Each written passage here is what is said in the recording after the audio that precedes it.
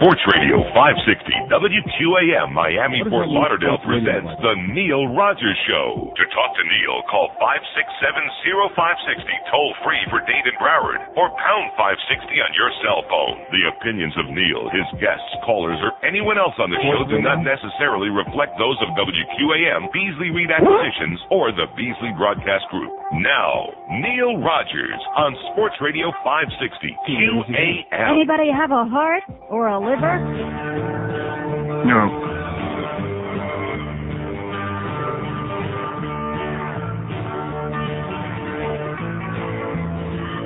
All right. You who party so must take it slow. Protect your inside.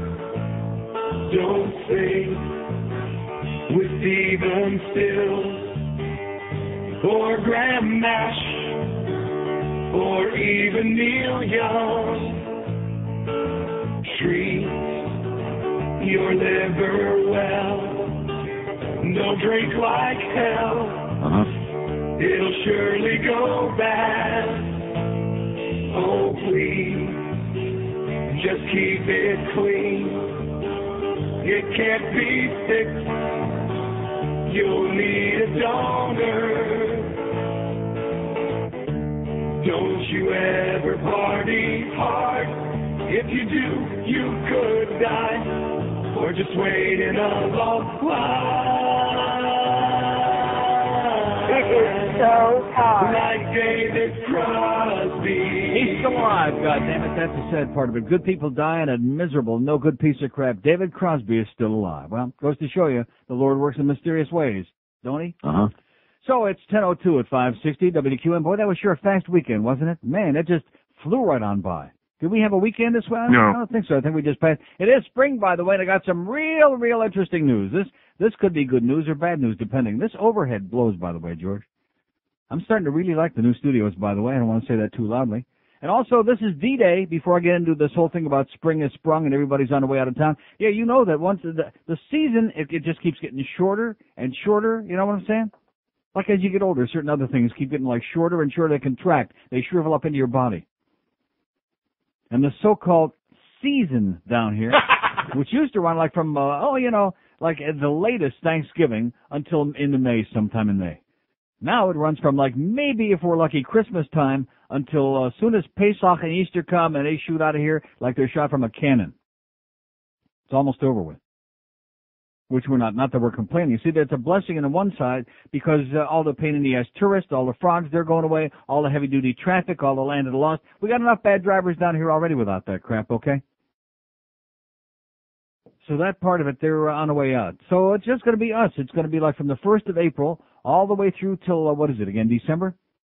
Just like last summer. And I'm used to that. You know, we can just throw the phone on the floor, forget about that. Although if we can get one call now, what? Can anybody give us a spy report? Is Henry Barrow still on the air? Do we have any, No. This morning I was flipping around on my dial, desperately. I mean, desperately searching. Remember that song, Desperately Searching for Something? On AM?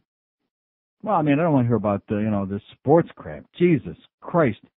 The only sport we care about on this show is wrestling. Oh! Got a great facts about that, too, by the way. And, guys, you're not fooling anybody anymore. I talked to a whole bunch of people about that over the weekend. They all said, you're right, 95% or more. Every guy that, 95% of them. I'm sure the guys in that picture are straight as an arrow. But other than them, what? Now, maybe 4 or 5 other guys that I was talking about last Friday. College wrestlers, almost no straight. See, these guys are just confused. They just get sucked into it. And then, then eventually they say, oh, wait a minute, there's something wrong going on here, and they get out of it. Get out of it before it's too late. But the other guys are all like, they want to grab your thing. Any guy that wants to grab your thing, he's a faggot. Trust me. I'm telling you right now, that's nothing complicated. Why do we have people calling in debating that here on Thursday and Friday? No, seriously, what is the debate on that? So I'm flipping around the radio this morning. Oh, I'll get back to the thing about cleansing your liver. This is Cleansing Your Liver Month on the Neil Rogers Show. And any of our sales holes, by the way, that think they're bringing any food in here that I'm going to eat between now and like the end of April, forget it. Blow it out your ass. Give it to Fat Boy. And by the way, Fat Boy, we don't want to see anymore. What did he come in here for this morning? With that red face. You notice how he's getting real red in the face? I think just before the end, they get real. You know, anybody who's that fat, just before they're about ready to stick them in the big piano case, is when they start getting real red in the puss. You ever see anybody get real red in the puss? Uh-huh. That's the time to stick him in the box. But at any rate, we don't want to see him anymore. What the hell am I talking about? Oh, about the flipping around this morning. And I'm looking for Henry Barrow on there to see if that show is still on and whether Mark Benson, the unctuous one, is on with him. I didn't hear anybody. All I heard was some awful syrupy Sandy Payton promo and a couple of make-believe spots for some witch doctors. And they're segueing all this garbage music. Johnny Mattress and some other really grotesque stuff. Then I punched over to J&A and I heard Ooga Booga Ranieri. All by him and his lonesome. Just moi, as he said. And, you know, it was what you'd expect. I wish you all the luck in the world, Mike. You'll need it. Now, he deserves better. He's been screwed over badly. And I'm scouring that AM dial. Then I heard Mr. Ego for about 3 seconds talking about he's going to turn 60 years old any day now.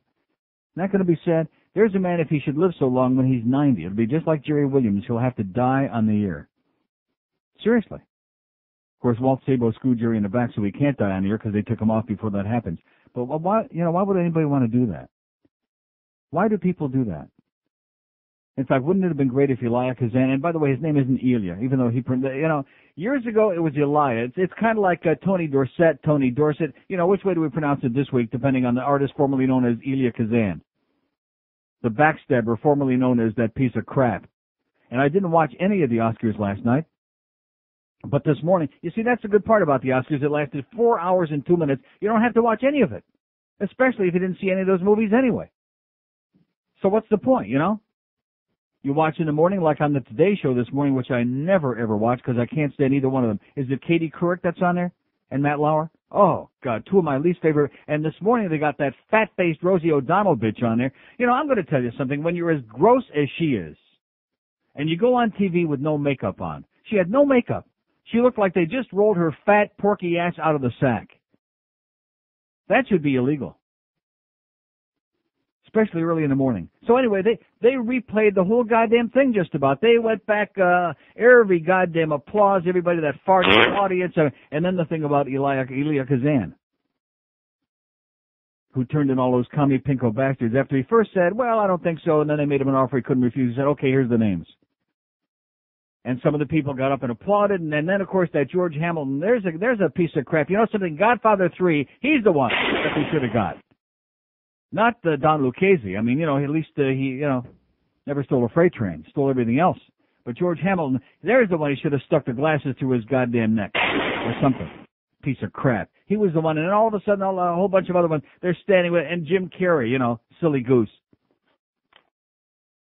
And Nick Nolte and about, 50 other people sat there with a grim look on their face. What's the point? In fact, why do they even waste their time with the whole thing? What was the guy's name? Roberto Benigni, the Italian?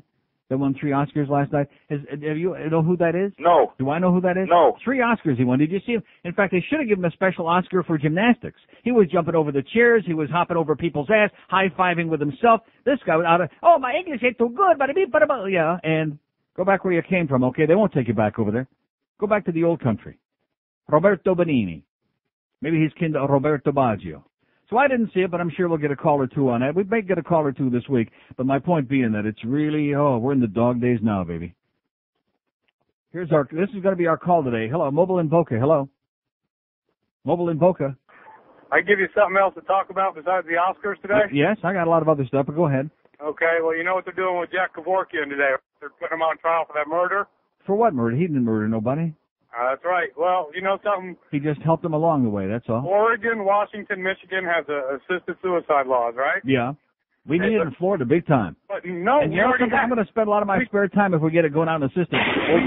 We already have assisted suicide laws here in Florida, Neil. Yeah. They mailed license renewals to people who are 80 years old. Right. That's assisted suicide. Right. You can't see, sir? You can't hear? Here's what, get out of the highway. Oi! Right. It's a perfect law. Okay, listen, if they kick his ass out of Michigan, we're bringing him down here. I'm going to send him the airfare. Oh, and by the way, Duff, if you don't pick out your desk today, the offer is withdrawn, okay? Stop being a pussy. I'm buying you a beautiful desk. If you want to sit in there like a little child with a little infantile desk, be my guest, with a little folding chair that you pretend to be a desk. If you want to get a nice desk from our friend Joe Rizzoli over at, Roth Office Supply, I'll be more than happy. But today is it. It's a limited time offer because you're too much of a pussy for me. Why don't you go back to Canada, you Jew bastard? And now, here's Timmy Dean, founder of Timmy Dean Pork Sausage, with a few words about new Timmy Dean bagel sandwiches. Hello, I'm Timmy Dean. You know, if someone had told me 25 years ago that I'd be making bagels, I'd have said, huh? That's Jew food, isn't it? But times have changed, and I guess I've got to change with them. But I don't have to like it. You people want your bagels, I'll give you your bagels, with a big old greasy slab of Timmy Dean pork sausage on it. New Timmy Dean non-kosher bagel sandwiches. If you're Jewish, you can buy them. You just can't eat them. New Timmy Dean bagel sandwiches. There's a little bit of bigot in every bite. 10:15 at 560 WQM. So I'm leaving here on Friday, driving on the Hershey Highway to the airport, and I hear George talking about the Scientologist. Going to get us into a lot of trouble, George. Do we care? Yeah. No. No. But at any rate, then, it was an interesting call that you got from the guy who was like one of their former dicks. Right. He was a private dick for the Scientologists, and he's like, left the organization along with a lot of others. They got like 85 different websites, people that have gotten out of that scam and are exposing them for the fakers and shakers and terrorists that they really are. And killers. Like most religions. But at any rate. And I thought, are we talking about, is that every time you get on for like 20 minutes, here he goes with that religion again. Jesus Christ, which reminds me, a couple of weeks ago, I'm at the hockey game, before the game, and all these nice people always come over and say hi, before the game, some not so nice. And there's a young guy from, lives in Key West, was there with his father. I'd say about 20, young blonde guy. I give him about a 25 on a scale of 10, good-looking guy. No, seriously, nice guy. And he says, I love your show, I listen every day, but when you start with that religious stuff, I turn it off because it's boring. Now, you don't think that just because some young, good-looking guy comes over to me and says, you don't want to hear about religion, I'm going to stop talking about it. Do you? Uh-huh. Oh, well, huh? Do you? You think I'm that easy? So anyway, I do have some religious stuff today, by the way. Oh, it's great. And by the way, I apologize. See, this isn't the Oprah show. I don't recommend garbage books like that fat bitch. I was thinking coming to work this morning, about it, like with Rosie O'Donnell, the crap that women watch in America. That should tell you about maybe it's all the years of being repressed, all the sexism in this country that's gone on so long, and then being dominated by bull dykes, pretending to be women's livers. But the women in this country, 80% of them totally screwed up. I mean, their taste is in their tush, which makes guys like George lucky, by the way, but nevertheless. I mean, just pathetic, the crap that they watch. But Oprah, in fact, you go into a bookstore now, they've got a special section recommended by Oprah. Every major bookstore has got, that crap. So you immediately run away from that. Because, if it's recommended by Oprah, it's guaranteed to be crap beyond a shadow of a doubt. But I was talking about the Cunanan book, which there's nobody in this audience that cares about that. I've noticed that. About Cunanan and Versace and all that stuff. It only happened, part of it, right here in town. The whole town was mesmerized for weeks on end. But nobody cares. That's all right. It's a fag thing. But I recommended that book by Margaret Orth because that was the only one I knew that was out. And I should have known when I got to that part where she couldn't figure out about the glory hole that that's not the book that, straight people, you can read that book, okay? Because you're as naive as she is. You're clueless like she is. So that's good for all you straight assholes out there. But for us queens, there's a book that I picked up over the weekend called 3-Month Fever, the Andrew Cunanan story by Gary Indiana, who's even better than Boy Gary. And if you look at the picture in the back if you don't know who Gary Indiana is, take a look at her. I mean him. Woo! But what a writer. Great writer. Unbelievable. And here's the real story. And by the way, one more lie from the Miami Beach police, or at least from the media anyway. Remember when they were searching the houseboat that night? I was at the track with Fat Rich that night. That was during my 7-month hiatus. I was off the air and had been following the story very closely. And so anyway, we're at the track and we're watching the whole thing unfold on the news channels and Channel 7. And then they come out of there breathlessly. There was nobody inside. After all that crap. Remember the first reports, there was nobody inside. So I get home and I turn it on and now they're talking about the body. I'm thinking, what body? And then come to find out they found a body in there on a bed upstairs. There was all the tear gas in there. Then the story was, the reason there was a confusion in the communication and also the fact that they couldn't identify him right away because he blew his face off. Guess what? Another lie. In this book, you don't have to, this isn't really a gory picture. Would you say? It's not that gory, not that much blood on it. And he looks just like Sam, our promotions man, by the way. You don't think so? He looks just like Sam the Sham. Oh, God. Wow. Not that I wish anything bad on Sam, but whew. Here it says police examined Cunanan's body in houseboat bedroom, and there he is, deader than crap. And he's got, like blood on his chin and on his, on his chest there, and a little bit of blood spatter on the headboard of the bed. And here's this lady, police broad. She's she's digging crap out under his fingernails, whatever she's doing. And there he is, and it's him. I mean, so another lie. But this book is sensational, and there's some really forgetting about the subject matter. There's some great stuff about religion in here, and every time I read a book that's written by somebody that's, knows what the hell he's talking about, I sit there and I ask myself, how could anybody believe any of this crap, How could anybody with a brain believe any of this crap? That's the reason I talk about it, because it just, somebody somewhere has to. Now, this morning, they had some broad on there, some comedian, I don't even know who the hell she was, but she was good. She was saying to a Katie Kirk, "Oh, stop kissing ass already. Why don't you rip somebody for once in your life?" It was great. Katie was sitting there, "Oh, so-and-so looked so wonderful in her beautiful pink dress." Yeah, right, great. Rip somebody, open up a mouth and say something instead of just being ass kissers. We already got Larry King. He covers the territory for the whole world. We don't need one more ass kisser beside Larry.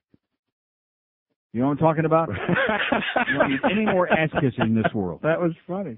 Anyway, I'm just going to read a couple of passages from this book, speaking of religion. This is beautiful stuff, by the way. Very well put. Talks about Cunanan going to the Philippines to visit Daddy, who had fled the country and kind of like, went back to banana boat land. It says, over there in the Philippines, they have what Andrew called Catholicism super unleaded, an infectious blurring of faith into everyday drama, mass sightings of the Virgin, weekly episodes of stigmata, and holy water cancer cures. Every capsized ferry and typhoon was laid out in the book of Revelation as plainly as a turd in a toilet bowl. You turd. I love it. What alliteration. Isn't that beautiful? But here's good stuff. This is listen very carefully, or not. Better turn it off if you're one of those people that can't handle the truth. It says, Cunanan suspected that having semen licked off his balls involved him in some type of mortal sin, and just to be safe, he confessed it to the following Saturday, using the formula the priest at St. Rose of Lima seemed to prefer, alluding to an impure deed, and letting the priest infer he meant touching himself. The priests did often ask you if you'd done this with a friend, whispered a few phrases about the dangers of impurity if you said yes, really the same phrases they said if you said no in a graver tone of voice, how displeasing impurity was to our Lord, and how it gave more pain to Jesus and added more weight to his cross. God, that thing's got to be getting heavy by now, Most intense pleasures, and even many mild ones, were said to drive the spikes deeper into Jesus' palms and feet, to squeeze the crown of thorns deeper into his forehead. In this instance, Andrew was fined 30 Hail Marys and 10 Our Fathers and given absolution. 30 was a lot. Anything where your banana came into it brought a miserable number of prayers into your penance, and of course you had to kneel down and say them right then in a pew, picturing Christ getting triage in Paradise Valley emergency room for the trauma you'd given him, because you might walk out of church and get killed by a truck. If you had an incomplete penance, your soul went to purgatory for hundreds and hundreds of years, a drop in the bucket of eternity, but really a long time for you. Purgatory was almost the same as hell, only temporary, yet supposedly preferable to limbo, where unbaptized souls went. In limbo, they got most of the benefits of heaven, but were forever denied the ecstasy of seeing God. Oh, God! Andrew felt the first little chink in his armor of faith over just this issue, for he couldn't conceive that seeing God in and of itself would be such an amazing pleasure that it was worth burning in purgatory for 1,000 years, whose souls in limbo immediately enjoyed a fairly lavish existence after death that went on forever without getting worse. Unbelievable. The best, the greatest, the most beautiful stuff I've read in a long time by Gary Indiana, that silly queen. What beautiful stuff. And that's the first time that I've ever heard of that, is that every time you commit some kind of a sin, everybody this is, every Catholic, that it drives the nails deeper into those wounds are getting the weight of that cross, my God. He may hit the ground and he say, "Oh, look out!" He just hit it. He couldn't keep it up, and the cross either. And there are people out there that believe this crap. Now, the interesting part I find about that is the part about see, I know about purgatory, because I'm sure that I'm going to be there just before I hit the lake of fire. But limbo, the only limbo I knew was the limbo rock, which I think is what you do under the stall there in order to stick your underneath to make Margaret Orth happy. Yeah. Isn't that what you do, the limbo rock? Yeah, right. I mean, how else do you stick your under the goddamn stall, Margaret? I was in there taking a leak in our men's room down here before I came in here this morning, and I looked at I didn't go in there, but I just looked. We got a twin holer in there, 2-seater, And I looked at where that stall comes down to, just inches off the bottom of the floor, and I thought to myself, if there's any man taller than 3 inches that can stick his penis under that stall, man, oh man, give that man a prize. Oh! Yeah. Even Ron Jeremy couldn't do that. Even that contortionist couldn't do that. I got to find out about limbo today. Did you know about limbo? I was raised Catholic, of course. I understand, but I mean, I thought that was just a joke. All the unbaptized I thought that was like us being on this radio station, kind of like being in limbo. All the unministered to, all the unbaptized babies, all the, all like the slush pool. They weren't good, they weren't saved. I thought that was purgatory. What's the difference between limbo and purgatory? Well, purgatory you can get out of eventually. But limbo is you're there forever. That's it. You're floating around forever. Oh, my God. Oh, my God. Wow. Okay, so that takes care of that. Also, how about those Spartans? I don't want to get any sports intensive, but how about my Spartans? Yeah. Duke will probably kick our ass, but nevertheless. Final Four this year, baby. We're going to kick some serious ass somewhere. Won't be against Duke, but someday somewhere. Here's a mobile in Cooper City. Hello. Hi, Neil. Yes, I sir. got picked up fast. People call Neil. Neil, you stole my thunder. I'm surprised it took you half an hour before you mentioned the Spartans. And I give them a shot, Neil. Sure, this isn't a sports show. I'm talking about things that are more important than some stupid basketball game. Well, neither's your morning show. I listened to the worst team at 6:30, and Debo was going on and on about Alonzo Mourning getting thrown out of the game. I switched it off. I went back at 9. He was talking about the same thing. That's old news by now, isn't it? Isn't that really old news? Well, it's from Saturday night. Yeah, it's old news. Yeah, I know. And you probably missed the other news story. The wife of the child molesting bus driver from North Dade. Right. She's a Jehovah's Witness. And the reason... Yeah. The reason that her husband is a child molester is he fell from grace and fell out of the Jehovah's Witness. You know something? He's going to wind up in limbo if he don't cut it out. Is that Rush limbo, Neil? Yes, he's going to wind up right inside. There's like an apartment complex. Yeah, Michigan State. Let's hear it for the Spartans, but I don't want to talk any sports crap. Leave it to like I've told you before, leave it to the other 20 hours on this radio station to talk sports crap, man, because that's what it is. God, it is so boring. And I'm scouring this morning, desperate. Does anybody know if Henry Barrow's actually on, or is that, No. Huh? I never heard a word from anybody on that supposed show. Huh? No. Anybody heard Ranieri beside me for about 2 minutes this morning? No. Good luck, Mikey. You'll need it up there. Neil Rogers God. Do you ever wish that your family and friends knew their Bible verses better? Well, I have the answer to your prayers. From the makers of You Sank My Martyr comes a game the whole family can enjoy, Crucifixion. Crucifixion is not just fun to play, but it forces everyone to know their Bible. And it's easy to play. First, someone picks a word or phrase from the Bible, and the rest of the group takes turns trying to spell it. But be careful. If you pick a wrong letter, your little Jesus doll gets nailed. I'll take a guess. How about a 10? Nope. Sorry, Billy. I'm sorry, Jesus. After 3 nails and 1 spear to the chest, everyone loses. But don't worry, in 3 days you can play again. So run down to your local Crucifixion toy store and grab up your very own copy of Crucifixion. Why not play tonight? Comes with a small Jesus doll, nails, and a tiny spear. Fake blood, wooden cross, and hammer not included. Crucifixion, a product of Trinity Brothers. Boy, I'll tell you, don't drop that cross, Jesus. We'll all be in big trouble. Too late. 10:31 at 560 WQM. Purgatory and limbo. That's our poll question today. Which would you rather be in? And which one are we all going to wind up in? Huh? Are there really people? This is an honest-to-God question.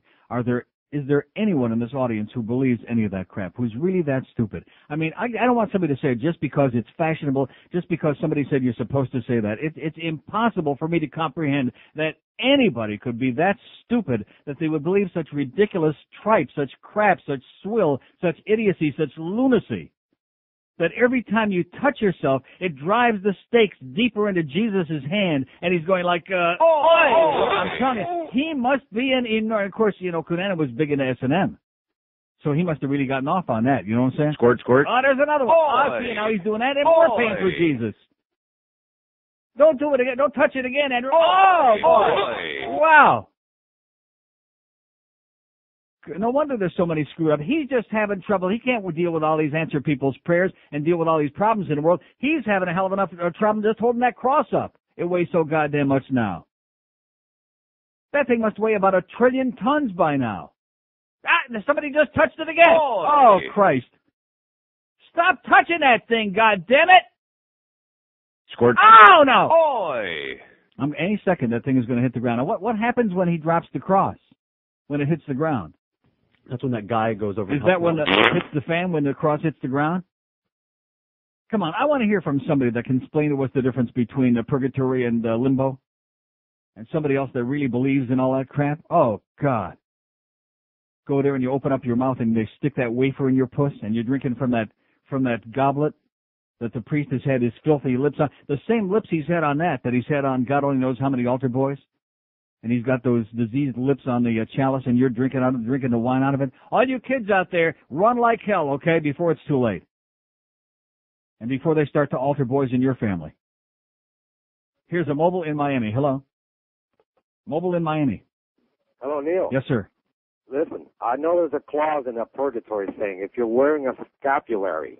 A what? I think a scapulary. If you're wearing a scapulary? Yeah, if you wear that and you're in purgatory, you get out earlier. It's like an early release. Like a free pass? Yes, I'm serious. It's like on Wheel of Fortune, you get a free pass? Yeah. No, it's some kind of a deal where you get out earlier because when you confirm, they place it over your head, the priest or the preacher. Now, let me ask you something. I'm assuming that there's so many people in the world, they must have this all figured out by computer, right, to keep track of it. Now, what's going to happen with the Y2K problem with this? That's probably the biggest thing we ought to be worrying about. Oh, well, according to them, God doesn't worry about things like that. Oh. Yeah, see. All right, how about, in the awards, Anne Hesh and Ellen, about best dressed couple? How you like that one? Anne Heche and Ellen were the best dressed dykes? They were named best dressed couple, that's right. They took the picture home and they hung it up. Excellent. Okay, thanks for the good news. Okay, a couple of bull dykes. I'm tired of dykes, to be honest with you. I know we got dykes listening to the show and I love you and all that, but I'm really tired of bull dykes pretending to be something else. Although they can't pretend anymore because that show was dying and I thought they might save it, and guess what? Wrong again. Nobody want to see a goddamn sitcom about a couple of dykes. 567-0560 and pound 560. I mean, do you want to watch a sitcom about dykes? Of course not. Huh? They look good. They didn't look good. No. They looked like crap. They looked almost as bad as Rosie O'Donnell. It's like when I was doing that short live TV show on that awful whammy thing and I got awful make-believe TV station and people calling in, oh, you sure are ugly. Well, guess what? Tell me people on television who aren't ugly. In fact, usually that's the key to success. Look at that hunchback Larry King with those suspenders. That's ugly, baby. Look at Rosie O'Donnell. Look at Roseanne. The uglier you are, usually the more successful you are if you're on a real station. You women out there watching Rosie O'Donnell, I'm telling you, man, you should be serious. Maybe only in the leg for a beginning, but get it straightened out, will you? She's a pig. She's disgusting. She has no talent. She can't act. She can't sing. She's not funny. She looks like crap. She looks like Elsie the Board and Cow on a bad day. But other than that, what a talent, man. Rosie O'Donnell. You see what I'm saying about hype? All you got to know is it's just a matter of luck, blind luck. You fall into a bucket of crap at the right time, you get the right agent, you get the right PR machine behind you, and the sky's the limit. Because like somebody once said, I think it was Greg Reed, you can sell the public any kind of crap you want. And then you can put their spots on exhibition ball games if you like. Here's Miami. Hello. Hello? Yes, sir. Hi, Neil. This is Frank Oliver. I called in last week. I'm a former member of the Church of Scientology. Yes, Frank. I was a former investigations officer, and I'm currently actively fighting the Church of Scientology. Yes, I heard your call with George on Friday, Frank. Yeah. They're currently involved in some litigation in several parts of the country where their fraud is being exposed. Yeah. Here in Florida and Clearwater, they've been charged with 2 criminal counts for the death of a girl named Lisa McPherson. Yeah, you're repeating the same thing to me that you said to George on Friday. Yes, I heard that, Frank. Yeah. There's a court case coming up right now that some people might not be aware of, where all the copyrights that the Church of Scientology is claiming are theirs have actually been in the public domain, so they're going to lose their ability to sell these super secret levels about Xenu and the body Satan. Oh, my God. Oh, brother. What are we going to do then? Well, they claim that if someone is exposed to these super secret levels before they're spiritually ready, that they'll get pneumonia and die. Yeah. Or die some other mysterious way, right? Yeah, absolutely. Mm-hmm. Okay, well, thanks, Frank, and thanks for repeating everything you said to George on Friday. Okay, it was very interesting Friday. This time I would say somewhat less so, huh? No, I heard it. Everybody else did, too. See, this is a guy who thinks that just because I was off for like 25 minutes and you came on, everybody turned the show off. That's not true. Nobody turned it off. What's wrong with you, Frank? Give George a little more respect than that, goddammit. Yeah, the Scientologist and the purgatory and the limbo and the scapulary. Now, how come you didn't tell me about the scapulary? The scapula? The uvula. It was something like that. Whatever this guy was talking about. See, you only know like Catholic light. You don't know the real heavy-duty stuff. I got out early. That's what we got to find out today, especially since it's getting close to Easter. Boy! Oh, my God. Stop and think about a God who sends down his only son, whatever the hell that means. And, in order for everybody else to be able to go and join God up in heaven to do God only knows what. And he's the only one who does know because nobody else can figure it out. You got to believe that they put nails through his hands and nailed him up on a cross and set him on fire and whatever they were supposed to do. Fire didn't work too good, by the way. Well, he just died up there on the cross, with a heavy weight on his hands. Huh? And how come he said, if he knew what was going to happen, how come he said, Father, how come thou hast forsaken me? Why did he say that? He already knew what was going to happen. He knew the script. Like Charlton Heston always said, don't get in the act of, if you've already read the script and you don't like it, don't get into it. Don't take the role. And there are people that believe this? Oh, my God. That's our poll question today, okay? Which people are more ridiculous in Stone Age, the Hasidim or the Frum Catholics? That's our poll question. Huh? Seriously. Which people are more in the Stone Age, in the Dark Age? That's a tough one. That's a toss-up. That's our toss-up question. There'll be a bonus for 50 points when we get done. Yeah, everybody's got to go out and buy this. Forget that Margaret Orth book, okay? She wouldn't know a glory hole if it hit her in her rectum. She wouldn't know it. She's got guys sticking their penis under stalls in the... Margaret, I know that maybe you're sleeping with your husband as Tim Russert, and I wouldn't look either if I was married to him, sweetheart. But good God almighty, your penis isn't attached to your toe, honey. You can't stick it under the stall in the men's room. Isn't that kind of like basic? Gary, Indiana, 3-Month Fever. It's a pretty interesting book, even if you don't care about Andrew Cunanan or Gianni Versace or Miss Lee Miglin. Yeah, he calls Lee Miglin Miss Lee Miglin in the book. Strictly a book for queens, by the way. You'll love it. Know that the Lord even loves Neil Rogers. Discover diuretics. Is life an endless nightmare of confusion and chaos, usual bleak nothingness, or is it just me? Page 8. Why do I have dreams about my mother in Savannah? Page 69. Why did I give my life savings to a bizarre cult religion founded by a bad science fiction writer? Page 1999. Am I worthy of 7th level Zardoz, or am I a butthead? Page 25. Discover diuretics. Flushing questions from the mind. Feel the power. Feel the movement. Diuretics by L. Ron Hubbub. Over 20 million copies sold. Can you believe it? No, I can't. 1044. Yes, I can, of course. The Bo Remy guy, whatever the hell his name was, that lunatic. Everybody's got their own religion, and like I've told you before, each one is crazier than the next. But now, especially that we're approaching these ridiculous, barbaric, idiotic, meaningless holidays, Easter and Passover. And people are going to go out and do all these things because they're programmed. Like the Jews are going to go out, they're going to buy the matzah, and they're going to be eating all this, crap. Although it is good with salt and butter on, I'll tell you that. Speaking of food, by the way, like I told you, it's liver detox month. See, Dr. Mark is a good guy, and he faxed me all those blood tests. And I'm glad I got that done. I'm glad I got the blood work. And I went and I read some books. I did my own doctoring over the weekend. Like I told you got to be your own doctor. And I cut way down in that hydrochlorothiazide because my other doctor, he's like out of the picture now. He just forgot about me at this point. Dr. Paskunyak over there at Cleveland Clinic gave me a prescription for 50 milligram HCT, way too high. When you take your blood pressure, it winds up being like 74 over 52. I like to have my blood pressure being a little bit lower, but 74 over 52, I don't quite need it that low. You know what I'm saying?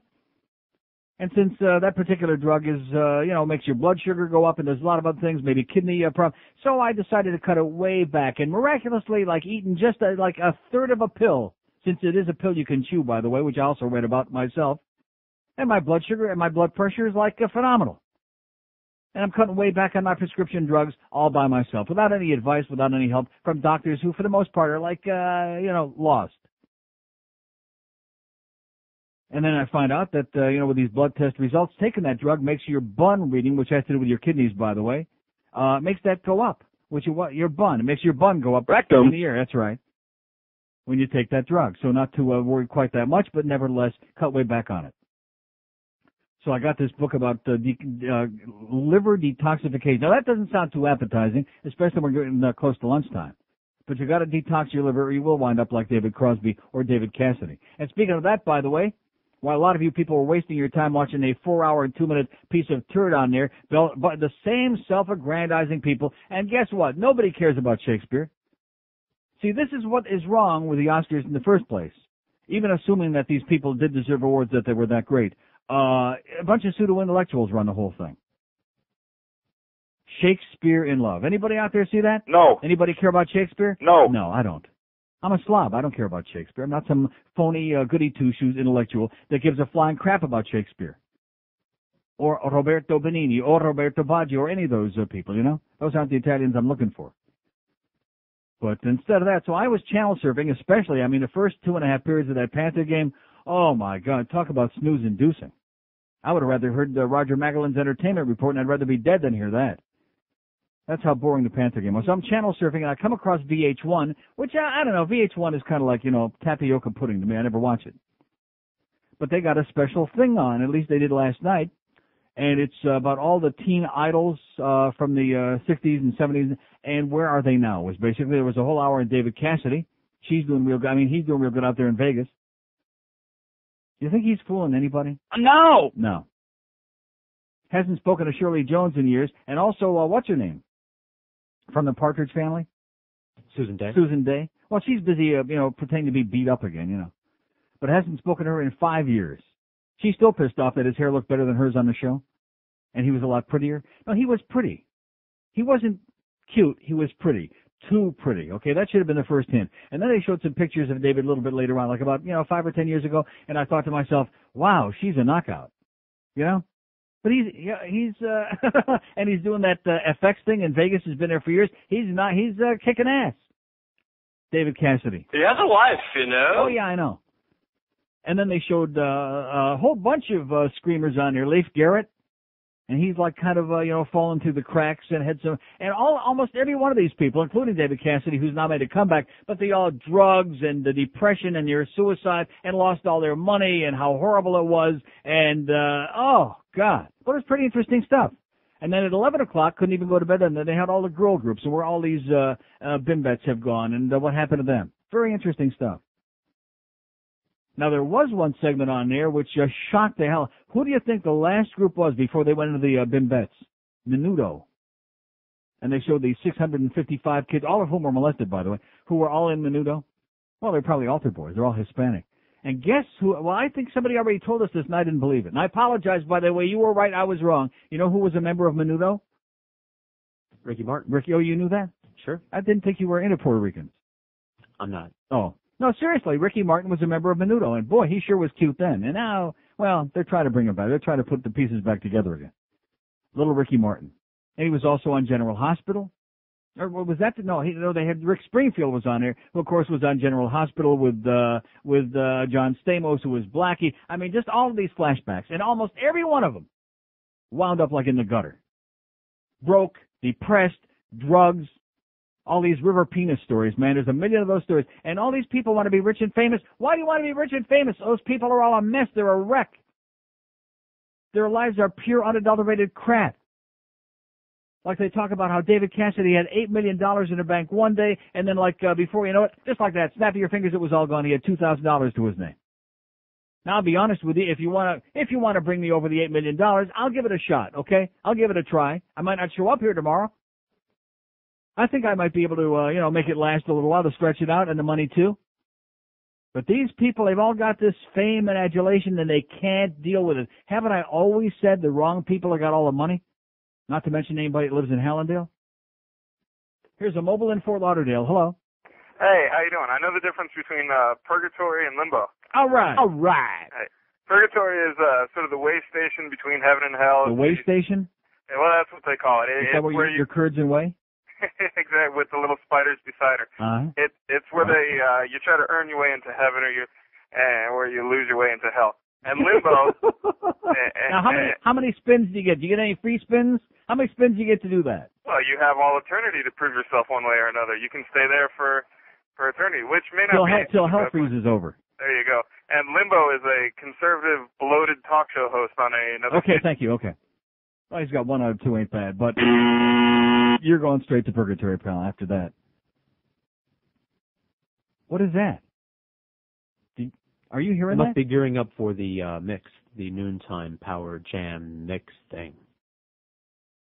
I'm surprised you haven't noticed it. Is this part of the benefit of being on the third floor? Can you hear that? No extra charge. Hear it. I can feel it. The floor. I can feel it.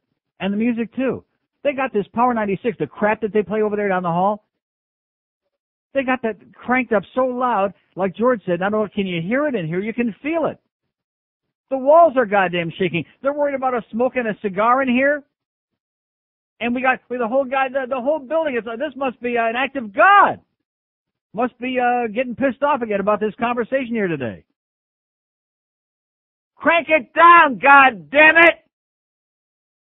Thank you. God. See, it's like always. We're chopped liver. We're the AM. You know, we're like the underlings. We get no promotion. We get no TV spots. We get no nothing. We have no promotional stuff to give out. We got nothing. Zero. Zippity doo-dah. Even though we're the highest billing station in the market, forget about that. We're too much trouble. They haven't turned that down. They are cranking it and spanking it over there next door at Power 96. How long is that going to go on? I'm not going to try to do a show here every day if we're going to have to listen to that. Till 1 o'clock. Till 1 o'clock, my effing ass. Are you out of your mind, mister?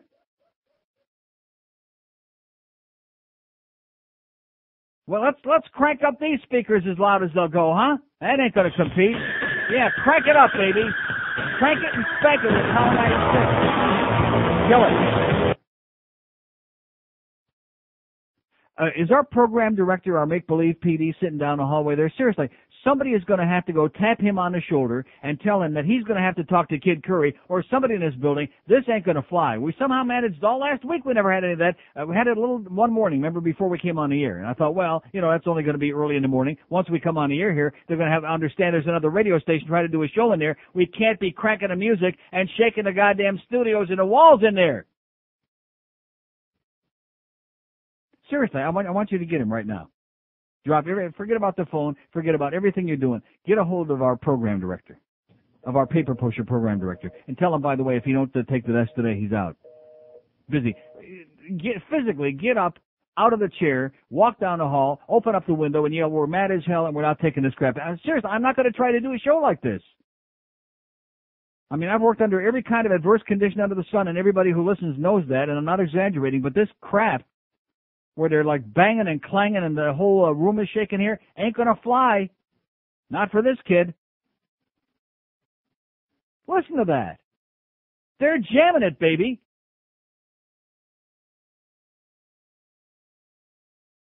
Here's Miami Lakes. Hello. Uncle Neil. Yes, sir. Good morning, sir. This is like a nut house here today. The world's a nut house, sir. Anyway, I called to give you the definitions from a severe ex-Catholic of limbo, purgatory, and all that happy crap. Yeah. Okay. Purgatory is where you go when you... I think I'm in it right now. Yeah, we are. Purgatory is where you go after you die to pay for your sins and become cleansed so you can enter the kingdom of heaven. Oi! Yeah. Okay, all right. Now, limbo is... Now, what you be doing there? Now, hang on a second, sir. Hang on. Okay. Can you hear this? Come in here. Come in here, Bluff.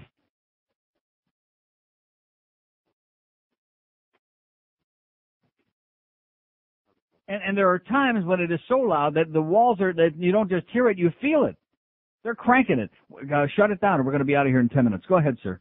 Okay. I'm serious. I'll play music. We'll just crank it up real loud here. We'll have a battle of the music. In purgatory, you suffer and you burn and everything as badly as you do in hell. The only difference is it's temporary. Yeah. It's temporary for how long? Temporary. How do you earn your way out? How many questions do you have to answer to get your way out? God knows. So in other words, I guess that's final jeopardy. The idea is you do know that you get to go to heaven eventually because, that's it, Okay, then limbo is a place where you go when you die, if you die, before you are baptized. Yeah. Okay, because if you're not baptized, you cannot enter the kingdom of heaven. Because the gates of heaven were closed to man upon the original sin of Adam and Eve. Heaven's gate was closed to man? Yes. Too bad they didn't tell all those people before they got their nuts chopped off. Yeah, I know. And then when Jesus came and died and crucified and all that, he reopened the gates of heaven and everybody could get back into heaven. Boy, I'll tell you one thing. We better help him hold that cross up. It must be getting pretty damn heavy now. Oh, Jesus. Exactly. Have a great day. Now, I think they may have turned it down because Bluff actually went down the hall in a moment of rare macho-ness, went down the hallway, told him, "Turn the goddamn thing down, damn it!" I think he told him that. Maybe not in that tone of voice. Isn't that better? Oh, hallelujah. Thank you, Duff. Oh! Let's get him that desk now, all right? I knew sooner or later he'd do something useful. He's torn between the cheaper desk and the more expensive desk. Well, make up your mind today, sweetheart. I know it's a tough choice. 567-0560, pound 560 on the AT&T wireless line on a really bizarre Monday. What a way to start the week this is, huh? We got a call on the board there. You know what that means. A planet where apes evolved from men. We are from Heaven's Gate. To join us, you must wear black. Cut off your nuts and drink vodka with applesauce and some phenobarbital. We will pick up your soul on our way through your galaxy. So have your packed and be dead when Hale-Bopp is closest to Earth. Thank you. Cyber geeks in all black clothing waiting for our UFO. Where's my UFO? Oh! Here on Earth we're out of place 'cause we belong in outer space. Deep in outer space. Something we call Heaven's Gate. I got to go, I can't be late. Laying down in my cot wearing Nike. This is not the existence I wanted. Someone's gonna find us. Backpack and pocket change. Our containers decompose. I sure could use some phenobarbital. So don't get me some phenobarbital. With vodka and some applesauce. Shot totally hit the map. Oh, son, the where's Hale-Bopp? When we joined our nuts got shot, then we waited for Hale-Bopp. Wait for Hale-Bopp. The end of it had explained how we'd meet up with our space plane. Right on a space plane. Just ran into Kurt Cobain. It's 11:03 at 550 WQAM. Ex-officer pleads no contest in sex case, Panama City, Florida. A former police officer was fired after being charged with performing oral sex on a sleeping man. Will avoid prison but never again work in law enforcement, a prosecutor says. Sean Randall, 21, pleaded no contest to a reduced charge of aggravated assault and was given 3 years of probation. He could have gotten up to 5 years in prison on that count and initially faced a possible sentence up to 15 years and 15 yards for holding, 15 years on the sexual battery charge. Appleman said it was an embarrassing situation for the 18-year-old victim.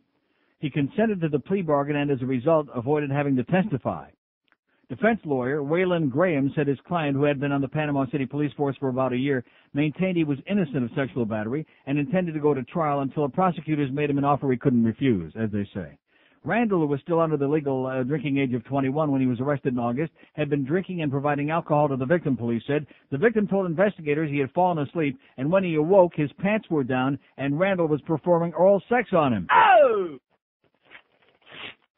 Panama City police officer giving oral abuse. Won't see him no more. Look at these phones here today. I told you that, didn't I? If you thought last week was going to be bad. And the reason being that there's nobody left here. They're all gone. It's Easter and Pesach. They're worried about that. They're going to go out and eat the stale matzah. And what do they eat on Easter? Well, they're going to roll the eggs around, eat a lot of... By the way, chocolate will kill you. I'll tell you that right now. Don't buy any of these stories, any of these candy makers, the stories that they make up about how it's good for you. It'll give you this. It'll give you only one thing: heart attack, stroke, all kinds of horrible. It'll give you everything bad that's ever been invented. And also, by the way, real clogging, if you want to cleanse out your liver, according to that book I'm reading, cheese. Cut the cheese, baby. I'll tell you that right now. Because cheese and all these dairy products, all of these things, clog up that liver, something fierce. Milk, the worst thing and if you're feeding your kid milk, I'm not talking about, breast milk. I'm talking about after they're finished doing that, when they get to be about 20. I'm serious. After you're feeding them cow's milk, stop it. Who ever heard of is there any other animal in the animal kingdom that drinks the milk of another animal? No. No. Insane. Now, unless, of course, you're getting it from that baby milk factory over there in Iraq, in Baghdad. That's okay. Cheese products, so what are we going to be eating now? I guess not too much, huh? Real slim. We're going to have to find a salad place. Will you say Tony's has got good salads? without all that meat and cheese. You know, I mean, we love Chuck's in the Subcenter. That's wonderful, etc. And by the way, it was Felix over there in the production studio. Want to apologize to the people at Power 96. It was not those people. Not that they need an apology because they're probably full of crap anyway. But it wasn't them. It was Felix in production who, according to Greg Reed, is tone deaf and can't hear anything anymore from years of mixing all that loud crap. Cut it out, Felix. You hear that? 5670560, pound 560 on the AT&T line. Hank is at Vieira today, huh? At Vieira? What's he doing up there? And then we got the Book Shambi 6 to 10. Ed Kaplan with the scores 10 o'clock tonight. Here's a mobile in Boca. Hello. Hello. Yes, sir. Hey, Neil. How you doing? Okay. I called you a few months ago. I sent you a fax about Jack Lee up in Freehold. Yes. Something happened there 2 weeks ago that in the history of harness racing you've never seen in your life. A race is declared official. They don't like the way the prices come. Obviously, there were, it was a boat race. They wouldn't let you cash your tickets. They closed the sand machines, and you had to show identification to cash your tickets. The exacta came in smaller than the wind. There's a big article in the paper about it. In other words, they hammered. Well, to make a long story short, the two people bet like 90% of the pool. They got all the money to try tickets at $80. Right. Sure. So they call the New Jersey State Police. They follow the guys to a diner where they met the two drivers. Yeah. Okay? You won't be seeing George Brennan and Howie Parker drive anymore. Really? Oh, they're done. Absolutely it was George done. Brennan and Howard Parker? Are done. Payson Parker? Payson Parker and George Brennan, the second leading driver in the country. Oh, my God. Wow. Not to mention, did you see where the leading driver in the nation is driving now? They found a state they let Walter Case drive in. Yeah, Northfield. Everybody always comes back. Yeah, I know that. No, he's in Northfield now. I understand. Everybody comes back except Hervé. They all come back. Well, he's barred for life. Unless they actually physically steal a freight train, they come back. Well, this was a race where you could not cash unless you showed identification. Yeah. They caught the guy that bet most of the money, got all the Excellent. Well, thanks for the good news. And, of course, I don't cash anyway, so I don't have to worry about it. I never cash. Okay, we got one call on the board. It's going to be a worse Monday than I feared. I heard the Defo this morning pumping it in the number 2, and then finally gets a call a guy in there, and it's a bad mobile phone and crapped out after about 2 seconds. 5670560, pound 560 on the AT&T wireless line. Here's Aventura. Hello. Neil God. Yes, sir. Speaking. How you doing, buddy? Great. Got a few questions for you. One, we were having a conversation at a party. We were trying to figure out what the hell brought down all these Canadians down to Hollywood. I cannot wait till I don't see any more Ontario plates. Yeah. Two, French Canadians aren't from Ontario, but anyway, go ahead. Two, going to Italy, leaving Wednesday. Uh-huh. You can give me some pointers about Rome. Yeah, have a good time. Okay, let's go to Pompano. Hello. Pompano. Yes. Grazie Italia.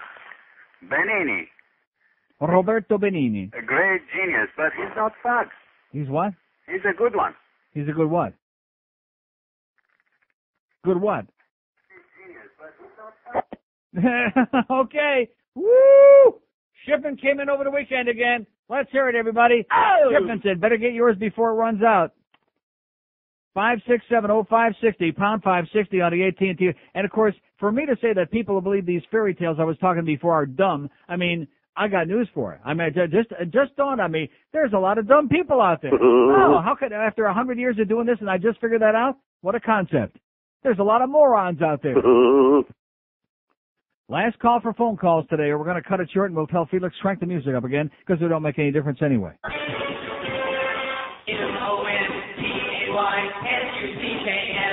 Tonight on the E! True Hollywood Stories, it's the life of the most popular kids entertainer in the history of television, Tinky Winky. Born Morton Tiberius Winkowski on the Lower East Side of Sheffield, England, this lovable purple triangular-shaped antenna-wearing doll never thought he'd become the alternative lifestyle cult icon he now is. But things weren't always as rosy as they seemed for the man they now call Tinky Winky. In the early days, I was so poor that I turned to crack. So, to supplement my meager income, I started pimping. But Tinky Winky would soon become even more desperate for money. So desperate he had to stoop to what he now admits was an all-time low. A spoken word Beatles record. Picture yourself on a boat, on a river, with tangerine trees and Marmalade Sky. Although his public life would bring him fame and fortune, it would be Tinky Winky's private life that would thrust him permanently into the spotlight. Things really came into focus for me after an all-nighter at Studio 54 when Halston invited me back to his loft with Freddie Mercury and Elton John. Tinky Winky, the whole truth tonight on the True Hollywood Story. It's 11:15 at 560 WQ. And by the way, is there anybody in America who cares that a lot of those NBC shows come out of Studio 3B? No. No. Am I the only one that is offended? Seriously, why do they feel it would be like us saying from Studio 4C, high atop the Schmendrick building here on the corner of 441 and whatever goddamn street this is? Who cares? From Studio 3B, here's Stone Phillips. Are we impressed? No. No. I don't care if he's sitting in the goddamn toilet. I don't care where he's sitting. Studio 3B. See, this is an NBC state of mind. Even the peacock blushes when they say that crap. Oh, but Dave Garroway used to sit in here. Yeah, maybe that's why the studio smells so bad, okay? He's been dead for 30 years. How about a little fumigation action would be good? Joe Giaggiola used to sit in there. I wouldn't be shouting that around town if I were you. Pretty embarrassing they put that bald-headed illiterate geek on the air to do the Today Show with the chimpanzee whose IQ was higher than his. Or was that Dave Garroway? Well, whatever. Frank Blair used to do the news. That's 100 years ago. Nobody alive remembers Frank Blair, okay? He's older than Henry Barrow. Christ. By the way, thanks to Tony's that's bringing us lunch today, my nice Cobb salad. Remember Lee J. Cobb? Huh? Uh-huh. See, that's why, like, did The Exorcist win any Academy Awards? The Academy are a bunch of snobbish pseudo-intellectuals. That's one reason that comedies very rarely get any awards at all. Very few. That's the reason that it's usually like Shakespeare, last night, every award under the sun. Pseudo-intellectual, snobbish bunch of bull crap. And I don't care what you say, except for about 25 people at Harvard and MIT and 100 people in New York. Nobody care about Shakespeare. Nobody be caring about that crap. Huh? Except those silly queens over there across the sea. Nobody cares about that swill. Here's a mobile in Boynton Beach. Hello? Yeah, how you doing, Neil? Somebody should have told Shakespeare the way that not all Jews have big noses. Yes, sir. How you doing, Neil? First time caller. I've been listening to about a year. Yes, sir. Hey, let me ask you a question. Yeah. Why is it that I've been watching a couple of hockey games, like Dallas, for instance, and then I go to turn a Panthers game on, and I can't even sit through it? It's so ridiculous. Because they're boring. Does that answer your question? I mean, it's they had the Ducks didn't show up for the third period last night. We ought to kiss the ground for that because that was do or die. But they're a very boring team to watch. That's why I was channel surfing last night while the game was on because I couldn't stand it anymore. It was a coma. Who won that game between the Ducks and the Panthers? Panthers won 5-2. They scored 4 goals in about 30 seconds there. And Ray Whitney on a penalty shot. Nice going, Ray. Oh! But they're boring to watch. All right, Neil, you're great. I want to call somebody a douchebag. And hopefully Pavel Bure will be back this week so we have a reason to go. Pavel Bure and Ray Whitney. Other than that, and Sean Burke. Nice going, Sean. Bad move there, putting Kirk the Jerk in there the other night, TM. Bad move. That was the end of that game in L.A. We don't want to get too sports intensive. We got 20 hours the rest of the day. All the hockey experts on this station. They can analyze all that stuff. 567. See, I'm concerned about being up here in this. I don't think this stuff is working the way it should. You know what I'm saying? Huh? Because I heard you at one point there on Friday when I'm driving to the airport say, all of them are open now, as a matter of fact. Remember that briefly? Or was it not so briefly? No, seriously, this is now the 6th day in a row. There's something strange going on. The phones, they don't show up in the right spot. I think probably half our lines are like being sabotaged right now by, probably, what's his name down the hallway there? Huh? Well, I didn't tell you any name. Probably Matty Bell. Yeah, Matty Bell. He's in tight with Bell. South. 5670560, pound 560 on the AT. I mean, we got to get some more information about purgatory and limbo. What kind of crap was that? And you know damn well that the real religious fanatics all listen to the show. They're monitoring right now. Wanted to make sure that, they get just as smart as we are here so they can give up all that bull crap and stop wasting their lives on lies. Look at that. I'm mentioning this. Lines are going out while I'm talking. I think they're protesting. Look, and there's another one. Here's a Lady Mobile in Palm Beach Gardens. Hello. Lady Mobile in Palm Beach Gardens. Here's a Lady Mobile in Palm Beach. Oh. God. Hi. Yes, ma'am. Neil. Yes. Let me tell you, Neil, I think you're wonderful. Yes. And you're opinionated. Yes. I love it. Yes. You're right. Yes. Don't be a wise ass, Neil. And? You're great. Yeah. and just stay calm and cool. Yeah. And just stay on the air. That's And I do hate Shakespeare. Yeah. And they never should have won, and the whole thing is a travesty. Who never should have won? That's Shakespeare. He never should have won. That's right. It was a fixed game, like that fight the other night. Right. Whatever you say, sweetheart, don't call us again, please. No matter how desperate I am, don't ever call us again.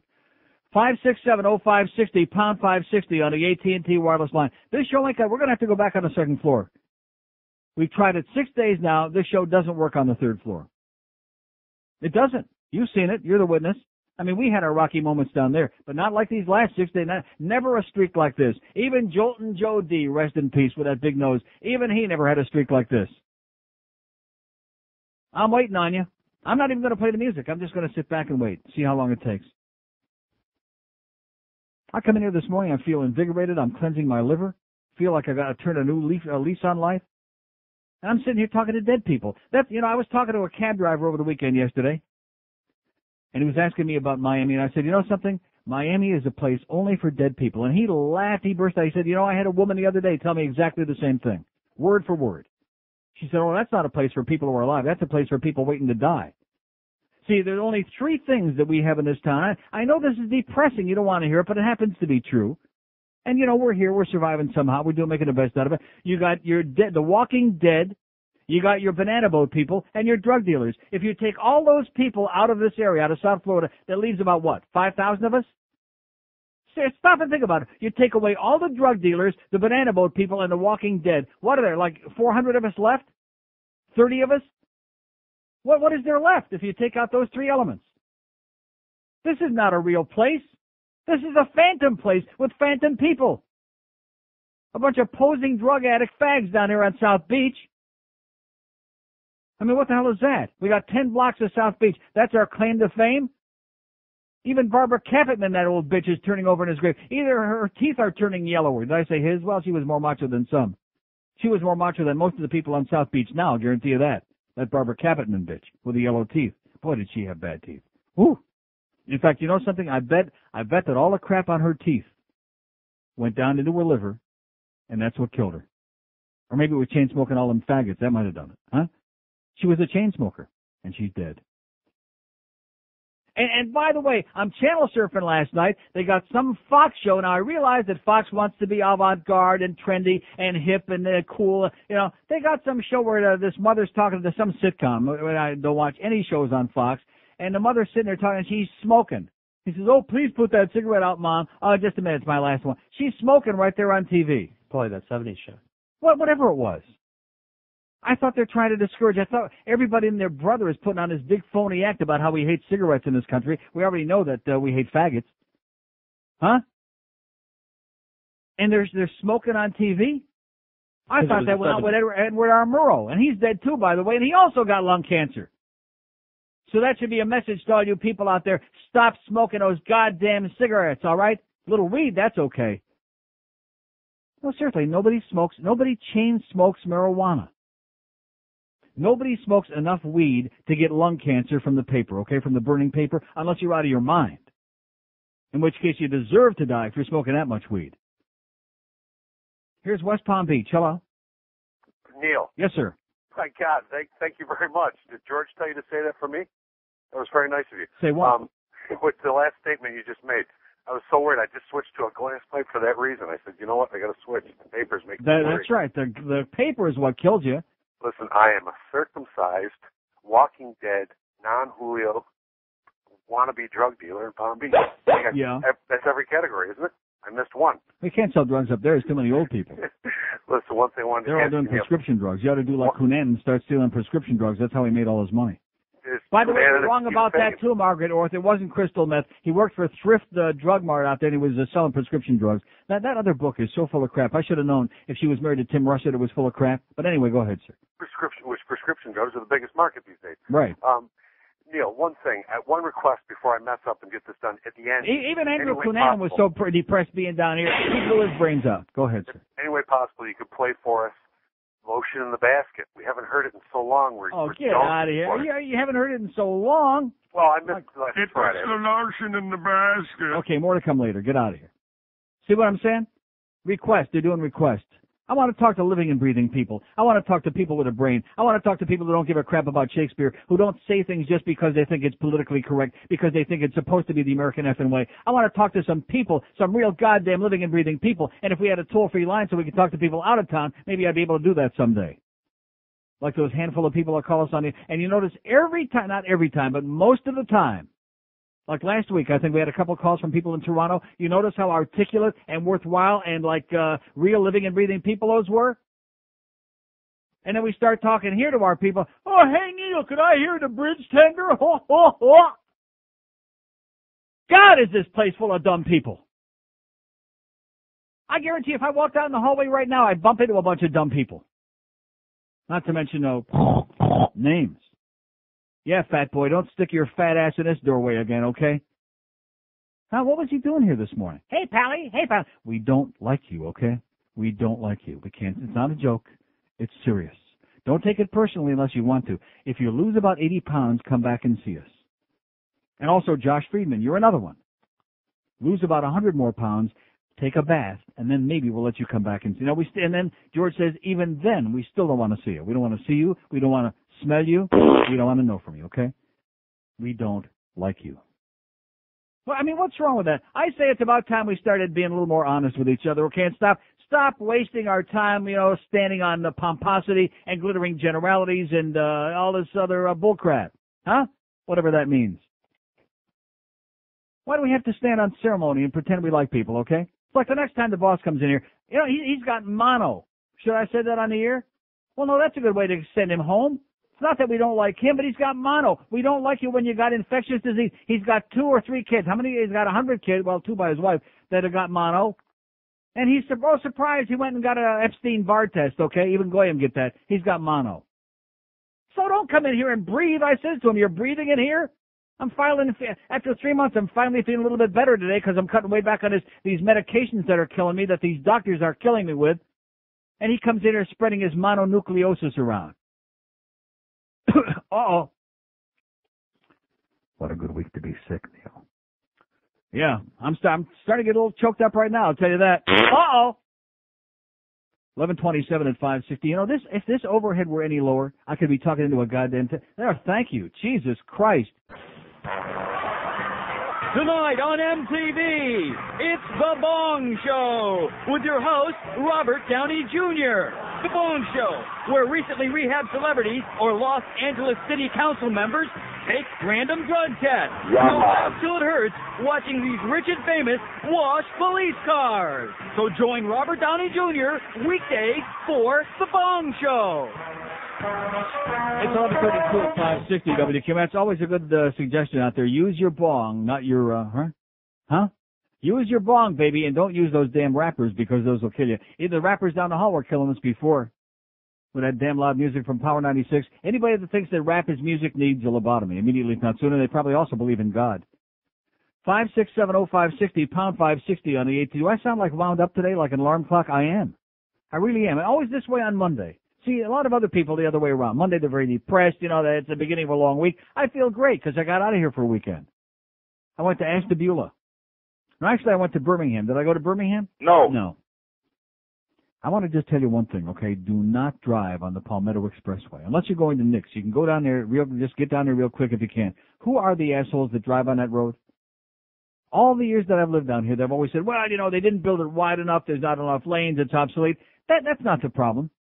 The problem isn't the nature of the road itself. It's the assholes who drive on that road. Who are the idiots who drive on the Palmetto Expressway? When you drive back from MIA up to where my neck of the woods in West Broward, the easiest way, you take the 836 to the Palmetto, you go up to 75, and bingo, you're home in no time at all. But going that stretch between 836 and the 75, when you have to go on the Palmetto, up to 125th there, oh, my God, who are you people? Where did you get your driver's licenses and a box of Cracker Jacks? Maybe. Here's Boker. Hello. Hey, Neil. Yes, sir. Listen, how long are we going to be subjected to these baseball games cutting your show off? What do you mean? What does that mean? In other words, as long as the contract, I think they got another 3 years after this year with the Marlins, and I think that they're going to get their differences settled out. So I think for a long time. So even in the regular season, we're going to have to... In the regular season, they got a few day games that start early, and I get out of here 12:30, 12:15, 12:50, and I say, hallelujah, baby. That's what I say. Well, right. I like that. Isn't that kind of a I wish they'd start some games at 11:30 in the morning. Isn't that kind of a ratings killer? It's a killer. Well, You're right. I guess Greg Reed thinks we're all stupid. Thanks, Neil. And how about the sponsors? I don't want to, yeah, he knows better than thinking the sponsors are all done. Does anybody want to buy Marlins baseball? No. No. How about if we give you some spots? No. No, they don't want to be associated with it. That's why Joe Angel comes on in the middle of these Marlins exhibition games now and says, this part of Marlins baseball is brought to you by the Neil Rogers Show. And then we put some of our sponsors on there that I record the spots for, and those people don't want to be on the ball games, do they? No. And Greg Reed says, we don't care. We don't care. Just give us the effing money. That's our motto here at QAM. Sign the contract. Give us the money. You're getting great results on the old show, okay? So if we have to steal a few spots from you to fill up some empty berths in a ball game to make sure we don't lose your money. What? What are you laughing about? That's the deal. That's the real story there. See, I'm the one guy in America who's honest about that. We screw people over when we can. And I'm not why I say we. I don't want to include myself in that, but I'm talking about the management of this operation. That's the way they do business.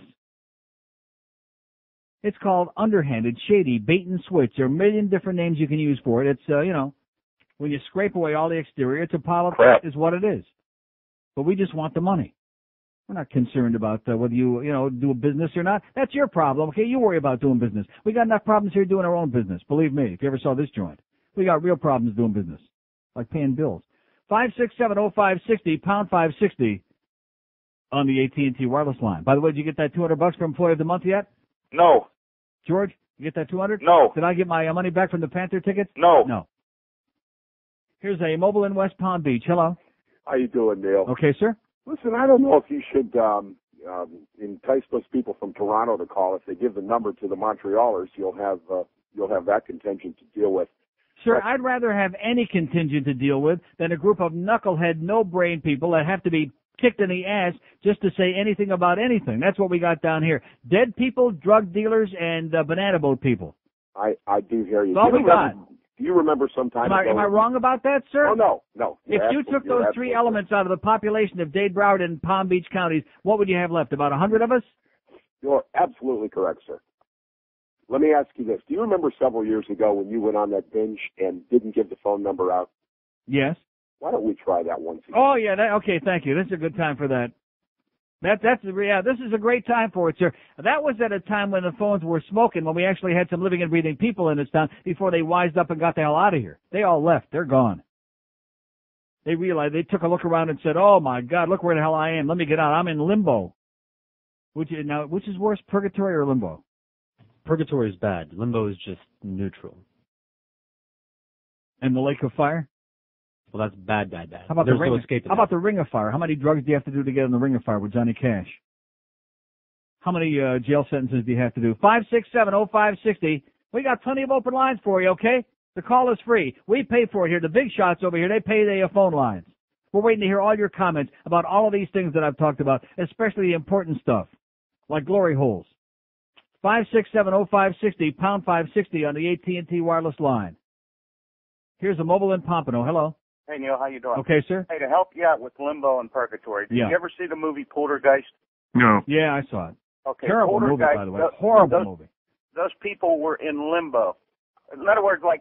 You mean like between the ceiling and the attic? The ones that were like stuck up there between the ceiling and the attic? Exactly. Sort of like Century Village would be Limbo and Dade County would be Purgatory. Right. Good. Excellent analogy. That's what the meaning is, and I just thought I'd help you out there. Okay, thank you. Okay, 16 open lines in Dade, 122 in Broward, a couple in Palm Beach. Fort Myers, they've laid out for weeks now. They don't like us anymore over there, and we can understand why. 567, too many Goyim on the West Coast. 5670560, pound 560 on the AT&T line. Doesn't bother me. I just keep plodding right ahead. I've got a whole new attitude, baby. That's right. Now that I'm cleaning my liver out, you better watch it. You think that you're going to get the old man down? Not going to happen. That's right, you lose. Because I got a whole new outlook on life now that I'm cleansing my liver. What are you smiling about when I say that? Like a little smirk on your face. The most important thing that you can do for your health is cleanse your goddamn liver. And does your doctor teach anything about your liver? No. No. Do they know anything about nutrition, these doctors? No. Did I get any more info? Did I get the update on the other two tests he was taking for my lupus and poopa? Did I get that yet? No. Dr. Mark? who was busy in here. He only came in here to get, some numbers from Jeff Cohen, some hot numbers. That's all they were talking about was getting laid. That's the whole conversation, okay? Here's a doctor and a pizza guy, and all they talked about for like a half hour was getting laid. Hookers. Oh, I shouldn't have said that. Hookers.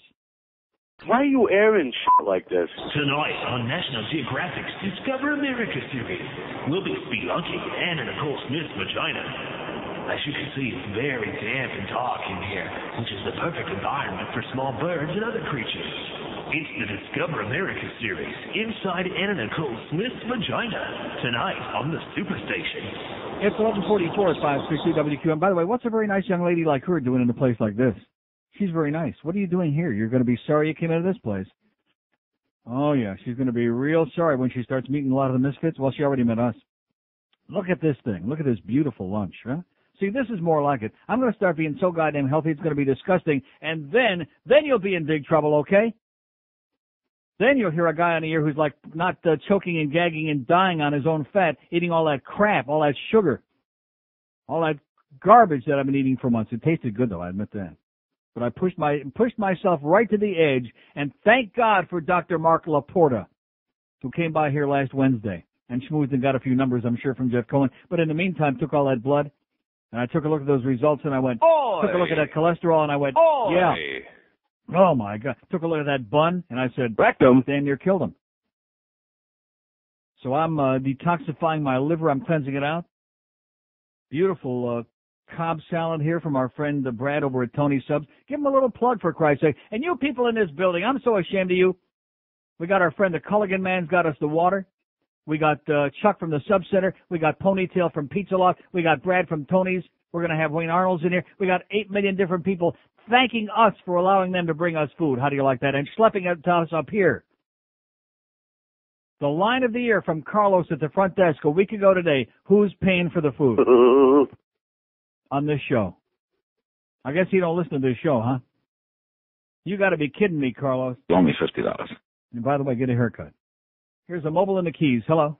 Yes, Neil. Yes, sir. Let me fill you in on purgatory and limbo. Fill me in on all that good all crap. right, so start with limbo. I'm going to touch myself just so Jesus has to hold that cross a little bit higher. That's a mortal sin. Oh, jeez. That's a mortal sin if you touch yourself. We'll get into that later. I didn't say where I touched myself. Well, that's true. It was only on the elbow. All right. First, limbo. Limbo is only for people who have not been baptized. And what happens if you haven't there's original sin, you know. Uh-huh. So if you haven't been baptized, you still have original sin. So you go there and you get to see all the saints, Mary, and everybody else. The only thing you don't get to see the big guy, and you live happily ever after. Yeah. That's that one. Who wants to see a sadist like him anyway? Well, I know. So then you got purgatory. Purgatory is you go if you only commit venial sins. Venial sins like stealing from your mother. Venereal sins? Yeah. Like venereal bone? Well, mortal sin would be like touching yourself, see? Yeah. Oh, so yeah. you go there and you burn temporarily until you burn your sins off, and then you go to the happy hunting ground. Uh-huh. Now, in the old days, back in the Dark Ages, they used to sell about 10 years ago. purgatory time.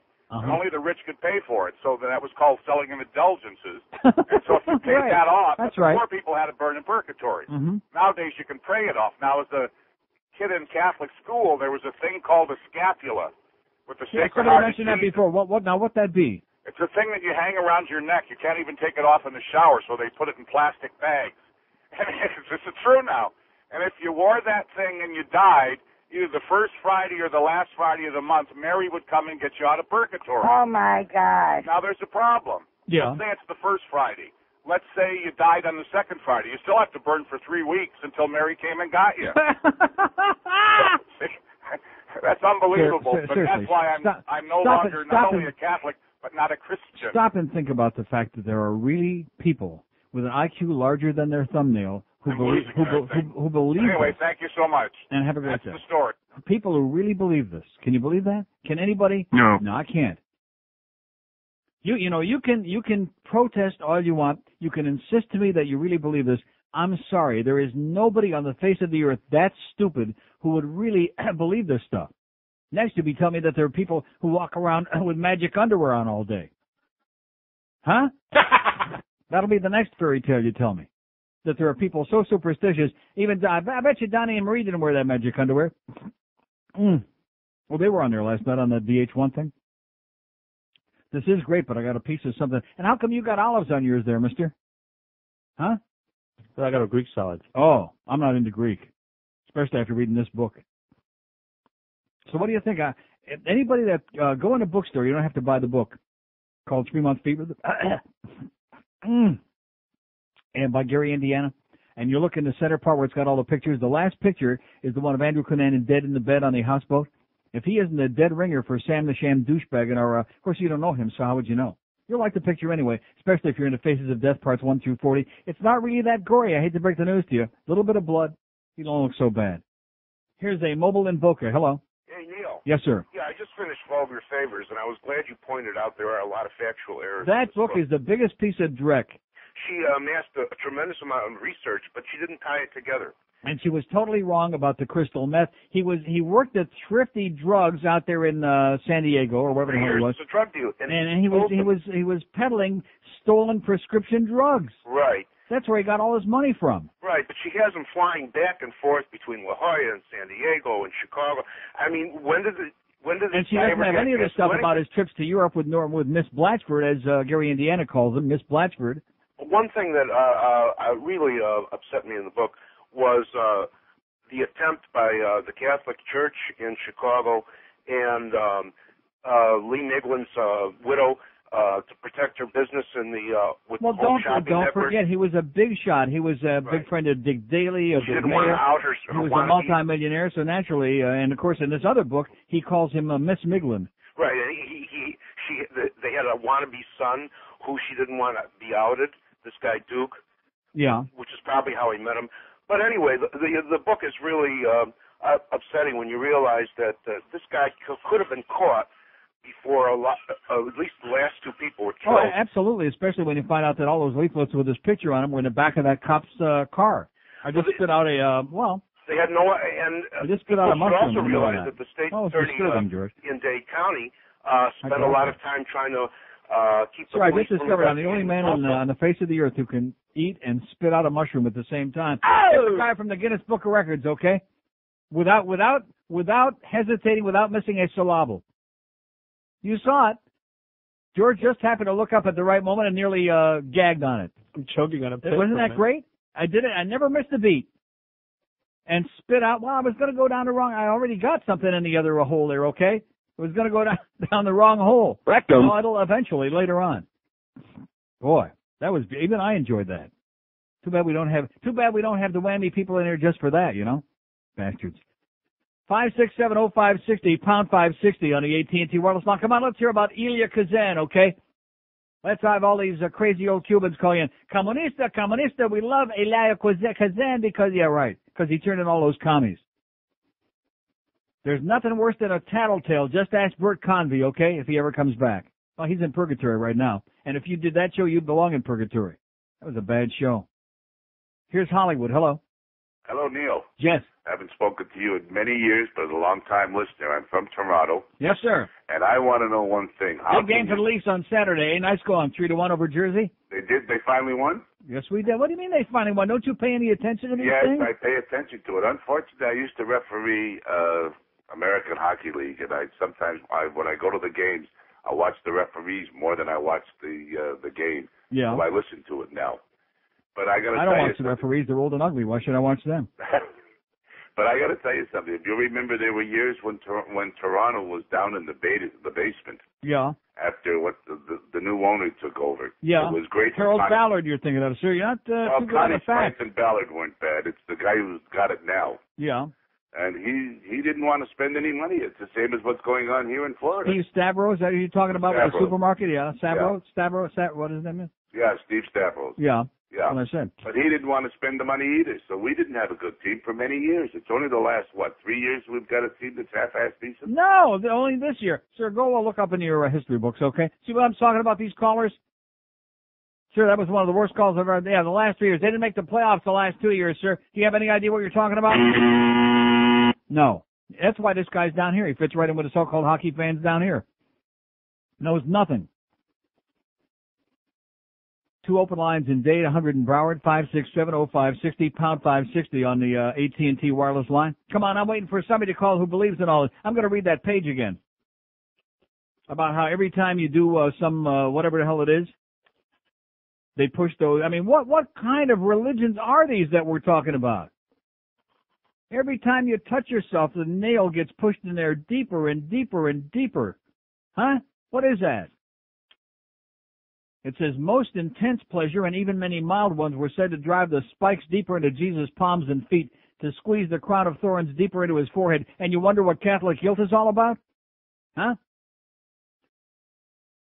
And he had to give 30 Hail Marys and 10 Our Fathers and give an absolution for touching himself. 30 was allowed. It said anything where your banana came into it brought a miserable number of prayers into your penance, and you had to kneel down and say them right there in the pew, picturing Christ getting triage in Paradise Valley emergency room for the trauma you'd given him. Because the crown of thorns was going deeper into his forehead, and they were driving the spikes deeper. You talk about an S&M religion, perfect for Andrew Cunanan, by the way. No wonder he was into that. In fact, maybe that's where he got that S&M fetish in the first place, was being an altered boy.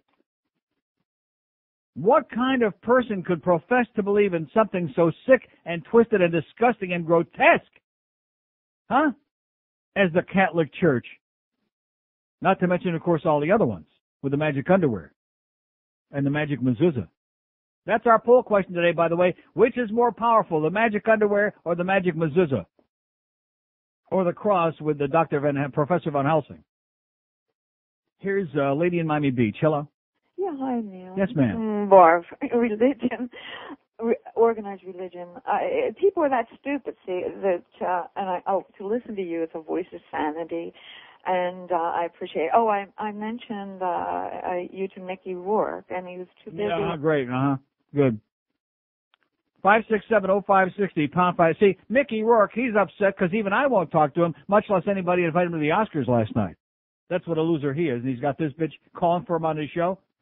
You really know you're finished when you got to call a local talk show to, try to get some attention, and the host hangs up on you every time? Officer Prince wanted to get his rocks off. Yeah, well, good for him. I've got a lot of friends that are on the police force here that in confidentiality have told me how much of an asshole Prince is. I don't come from a place where somebody says, "Suck my d-, I'm going to walk away." Okay? I don't know. Maybe you're from a different planet. Why didn't he arrest him for saying, "Mickey, suck my d-, f*** you, motherfucker"?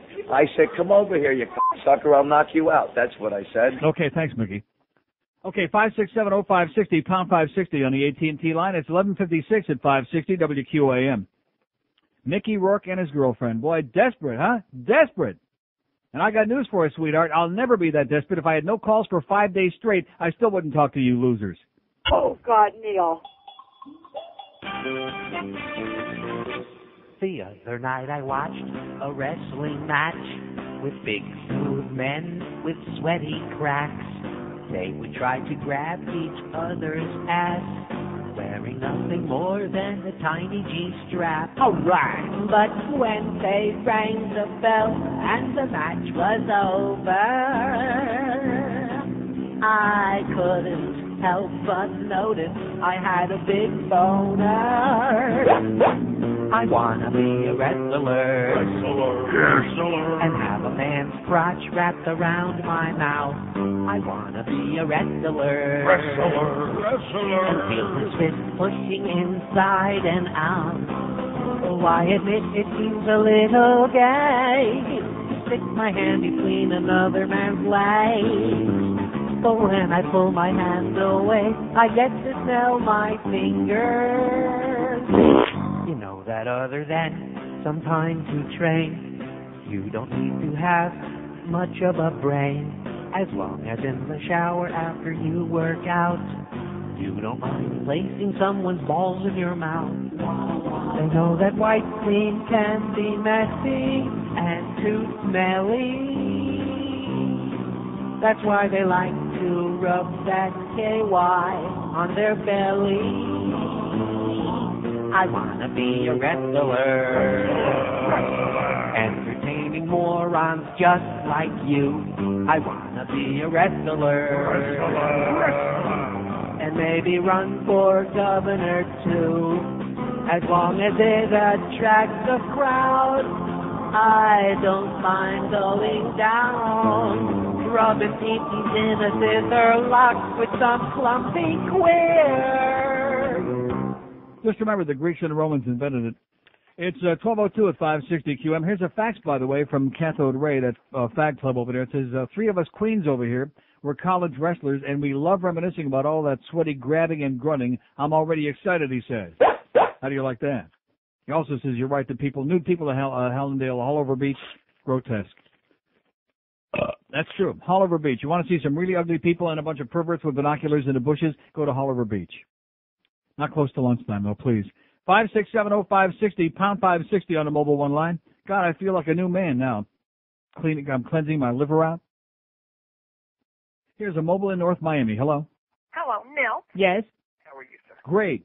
I've got the story. Making a big comeback, sir. I'm doing it all on my own. Can't find a doctor that knows his ass from my armpit. I'm doing it on my own. I've got the story to end all stories. I'm listening. We're out on a boat yesterday, out doing a little fishing on a nice 38-foot dinghy. We were coming back in government cut there off Fort Lauderdale, and all of a sudden the Coast Guard pulls up behind us and pulls us over.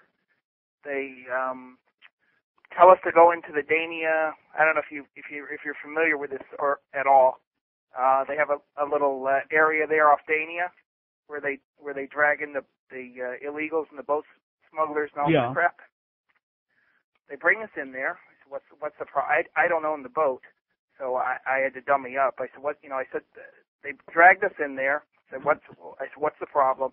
Oh, we're just doing a routine safety inspection. This routine safety inspection took 45 minutes. Nice. They took everything out of every compartment, pulled it's a big boat. They pulled the bed, seats, everything apart. And I said to the guy, there's 2 of them on the boat. And I said to the guy, I want to be on the boat. Yeah. I said, I want to be on the boat to watch these son of a bitches. I was pissed. Too bad that wasn't queued up. Yeah. And I said, this is ridiculous. I said, what are they doing on there? They're conducting a safety inspection. All right. I said, I don't know what the hell they're doing. I said, maybe they're planting something. And the guys, they all have their. Yeah. That's exactly what I said to him. I said, this isn't. Stop. Oh. I said, this isn't Germany, is it? And the guy looked at me with a crappy attitude. 45 minutes later, they found absolutely nothing, and they let us go with nothing. But nice. 45 minutes. Welcome to America, sir. I keep telling you. You think that this is the land of the free? You're living in the past. I said to the guy, I want to watch what they're doing. He says, this is not your boat, and you can't. I said, what if the owner of the boat gives him permission? He said, no. So, they could have planted anything on that boat and hauled us all in. Yeah. It was unbelievable. But glad you had a nice day. Jeff Rosner, Scott Bernstein, Mike Simon, you can all kiss my ass. All right. Okay. 5670560, pound 560 on the mobile one line. Here's a mobile in North Lauderdale. Hello. Hello? Yes. This is Taylor. Uh-huh. 5-year-old kid. 5670560, pound 560. What, some adult called and put a little kid on here? We don't play those games, okay, assholes? We don't call up on a radio show and put our little punky kids on here. Let them call up Tinky Winky or somebody like that, okay? Somebody more to his own liking. Here's Virginia Key. Hello. Hi, Uncle Neil. Yes, sir. I was gone last week, but I was curious a couple things. Obviously you saw the National Institute of Health report about medical marijuana? Yes. I was curious if you did see that. Yes, I did. I mentioned it. Yeah, but the reason there was no response, as usual. Yeah, no matter what it is we talk about, there was no response. The reason that it is non-carcinogenic or significantly less carcinogenic is that nicotine itself, the substance nicotinamide, paralyzes the little things in your lungs that move all the gack out of your lungs. Paralyzes your little thing? Well, you have little microvilli-like things in your lungs that move all that. When you're hacking up the dreck and all the crap that's in there. Well, when you smoke cigarettes, they can't do that. So that stuff stays, it pools in your lungs and makes lesions, and that's what turns into cancer. Well, that doesn't happen with marijuana. So you always hear marijuana people hacking up huge loogies. Yeah. And that's the reason why their cleansing system is working normally when they smoke and the most important thing in that article was where it said that there is absolutely no evidence that marijuana is a drug that leads to any other kind of drug use. and that all of that is mythology and a bunch of bullcrap. I was amazed that they would actually go that far. I really was. That was shocking. That it was should have been in capital letters. It should have been in the headline. Because we don't already know that. And you know, and they should have also had a big headline saying nobody's knocking off 7-Eleven stores to get money to buy weed with. That's right. And the other thing is, if it was cooked and not combusted, it is absolutely unquestionably non-carcinogenic, and it is the only, in quotes, drug known that you cannot overdose on. Excellent. God bless you, sir, and thank you so much. There you go. Quit smoking those damn cigarettes, okay? Start smoking the wicked weed. That's what we say. Yeah, there you go. I don't care who likes it and who don't like it. Don't overdo it. Don't spend half of the day picking out the seeds. I can't stand people who do that. You can pick a few seeds out of your rectum, not out of that pot, okay? This countryman in the Stone Age, in the Dark Ages. Did he once inhale? Did he inhale? Yeah, he inhaled and then Monica inhaled, okay? Big deal. Who cares? In fact, I see a tremendous similarity between the two things, okay? Between his thing and her thing. Did he inhale? Oh, my God. If he inhaled one little hit of a joint, we know that makes him... If you took a hit, that makes you unfit. Isn't that what Johnny Cochran says? Something like that. Or if you do a quit, you're full of whatever rhymes with a quit. Bunch of baloney, man. I'm telling you, it's not just me sitting here saying this. This is what the real world is all about. When are you going to come out of your ivory towers? When are you going to stop with all this baloney with a thorny crown and all this? It wasn't a thorny crown, it was a horny crown. He was getting horny hearing all of these stories, for crying out loud. Every time somebody touched themselves, he had to hear about it. You'd get horny too after a while. Well, he couldn't do anything. He was the son of God, you know. It wouldn't be godly because, you know, cleanliness is next to godliness. As in... Squirt, squirt. Give him a towel, will you? 567-0560, pound 560 on the mobile one line. Yeah, the cross is getting so heavy you can't hold it up straight, and the cross either. And there are those of you going and subsidizing this crap every week. So every week you're like, and then I love the people who say, oh, well, we're not really into that part of it, but what? Then what are you supporting it for? What are you subsidizing it? And perpetuating all these things, all this crap. Like all you people that are going to go out and buy this matzah this year. Huh? Although I do like the matzah pizza and lasagna pizza lot. But, nevertheless. Well, at least that tastes good. You've had matzah. It tastes like cardboard. It's crackers. You got to be crackers to eat it. Oh, but it's unleavened. Well, big deal.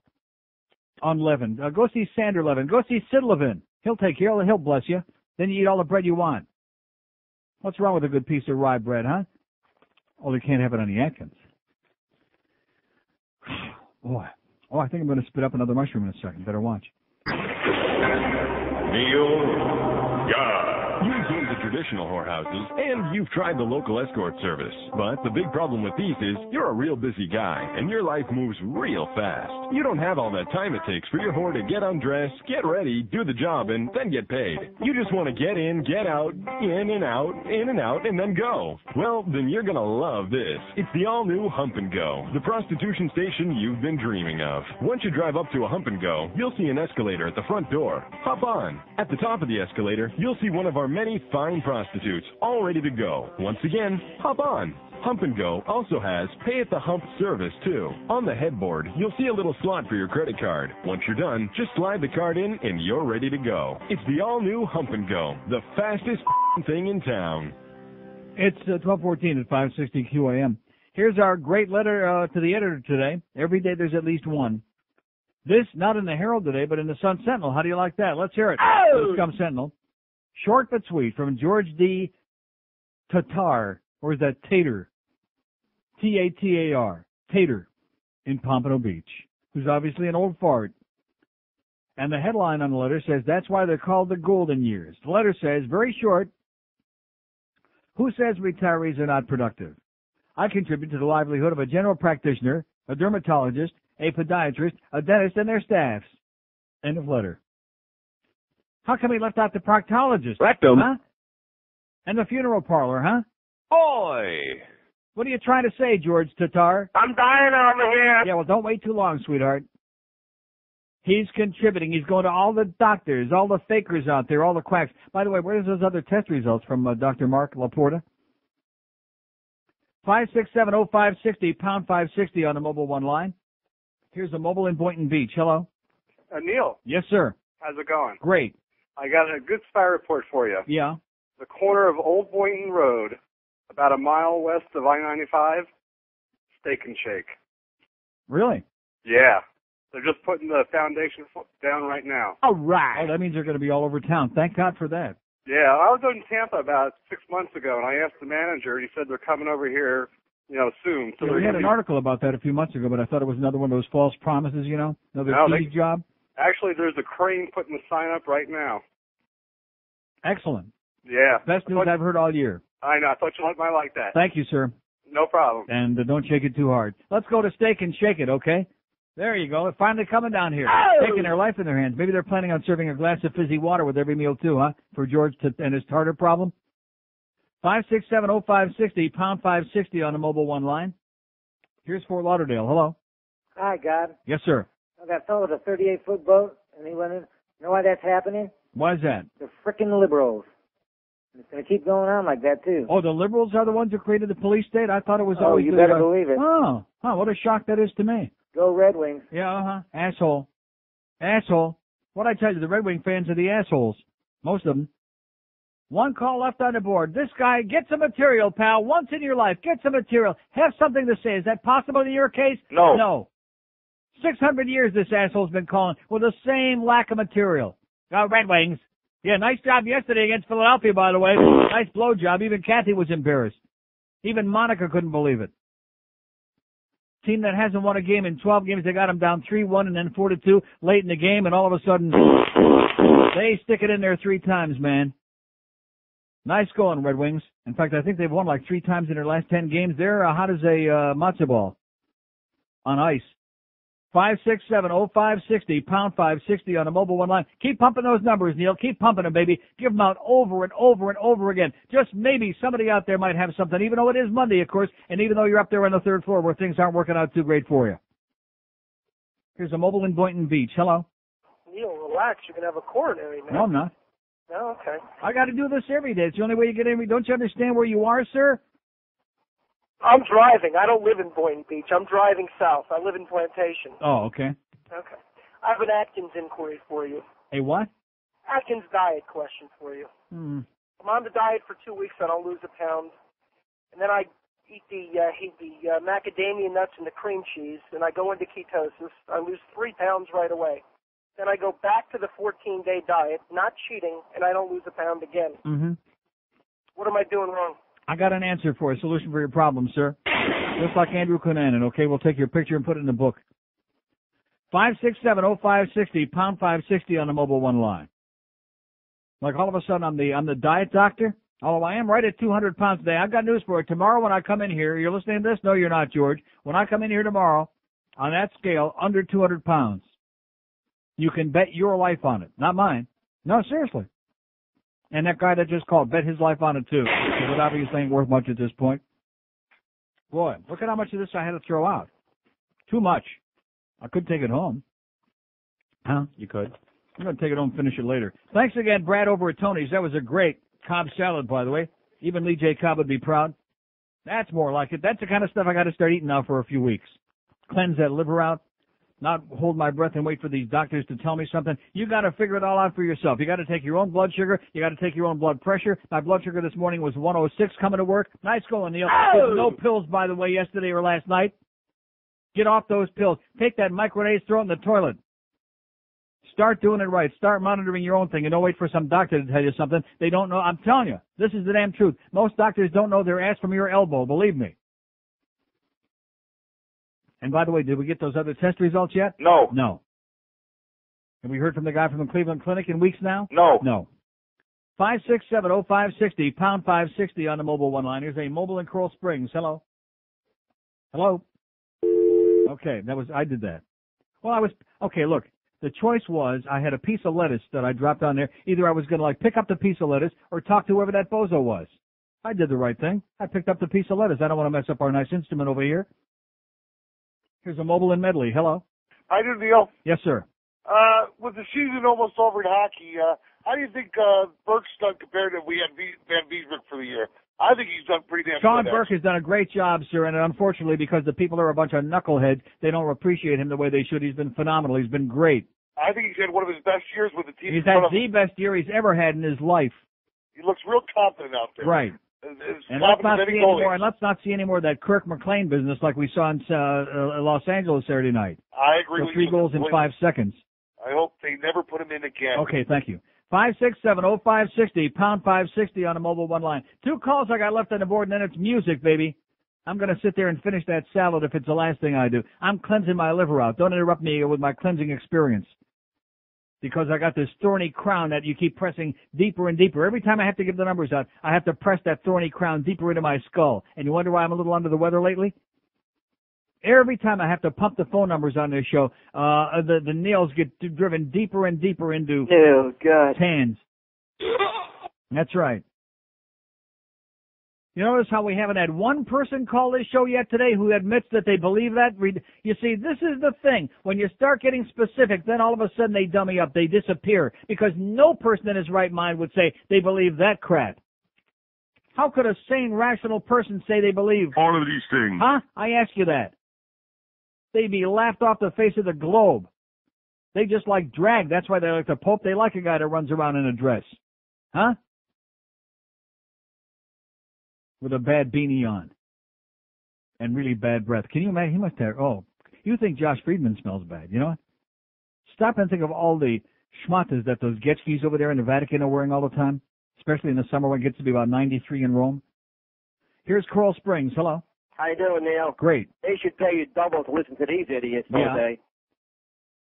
And you should get paid double. Yeah, I By the heard way, I that went part. to Emerald Coast yesterday. Excellent. What? Excellent place. The Emerald Coast, the Chinese place on Right. Pine Island. I seen your face on the picture on the wall. That's what makes it so good, yeah. It's excellent, though. That was a great choice. Okay, thanks, Glad. And he's knocking the other callers. Thank you for endorsing our sponsors, so we had nothing to say. 567-0560, pound 560 on a mobile one line. Here's a mobile in Hialeah. Hello. Hello, Neil. Yes, sir. Can you hear me okay? I hear you fine, just like you're next door. I'm inside Pubics, and I wasn't sure how Just like you're inside Publix, I hear you. All right, good. Well, in any case, funny you should mention, I was calling, all doctors should be taken out in the parking lot and shot. Yeah.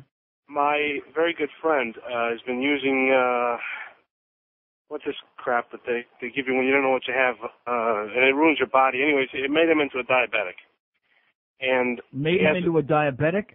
Yeah, it's, I can't remember the word right, cortisone. Oh, yeah. Exposed, Stuff, yeah. extended use of cortisone just Raises wreaks havoc your blood on your sugar, system. right, that's right. So they give if him you are diabetic, don't use it. Don't go anywhere near it.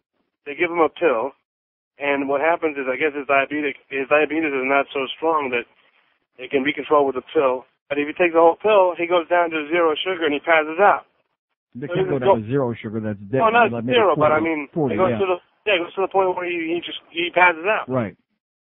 And this is going on for weeks. Yeah. So if he takes it, he passes out. If he doesn't take it, he's 190 sugar or whatever. Yeah.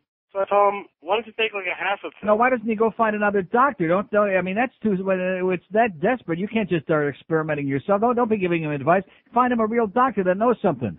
But wait, he goes to his doctor and he says, I think I should take it. He says, yeah, maybe that might work. Why don't you try that? Right, there you go. What kind of a doctor is this? Just like I'm telling you, they put me on this hydrochlorothiazide. This doctor over at Cleveland Clinic, who's supposed to be such a big hotshot because he once saw Pavel Bure naked, this guy puts me on 50 milligrams. No, seriously, puts me on 50 milligrams of this drug. It's a real power. I don't need 50 milligrams. I don't need a blood pressure of 80 over 50, okay? That's barely alive. 100 over 60 is fine. 110 over 70 I'm happy with, okay? So now I'm like chewing up like a third of the pill every day. My pressure is beautiful. I don't need to destroy my kidneys and my body with 50 milligrams of this drug, but you gotta be your own doctor, sir, because these guys know you nothing. have to. This poor bastard's driving around, almost passing out, Nice. killing himself on a highway. And the doctor says, well, I don't know, just take it. Sounds like a good lawsuit to me, sir. I think there need to be a lot more lawsuits, is what I think. A lot more malpractice. That's what you should do, the doctors and the lawyers. And There you go. Don't forget me. I get half. Okay. That's right. Bunch of fakers. Fakers and shakers and quakers. They don't tell you anything. Give you a song and a dance. A bunch of double talk. Tell me something, okay? Tell me something concrete, something specific, something useful. Yeah, that's what you get. That's why you got to read and you got to scour and you got to look like I did over the weekend, trying to find out what the hell all these blood test results mean. What's going on in my life, in my body? What am I doing right? What am I doing wrong? Cleanse out that liver. Get some energy back. I only wish that this audience had the energy this morning that I got. Then we'd have a show here today. That's right. I got piss and vinegar, baby. In fact, that's what I just had in my salad. That's what made it so good. Thanks a lot, Brad. Next time, stick to the vinegar, all right? What? Got a little carried away over there. Well, he got excited, Brad. He Squirt. likes the free plug. Like I said, the only show in America where they not only bring you the food free right to your door, they thank you for ordering from them for free. Huh? Stop and think about that. Thanks for allowing us to bring you a free lunch today. You're welcome. Seriously. They're honored. They're delighted. And we got these fakers on this radio station who think they know something about radio, who think that they're big shots, dropping all these names all over the place. When you've really got it made, they bring it to you and they say, and it's for free, of course. And they say, thank you for honoring us with choosing us to bring you a free lunch today. And we say, okay, get out of here. That's what we say. Call you when we need you again. Get out. Clasinga manera cubana.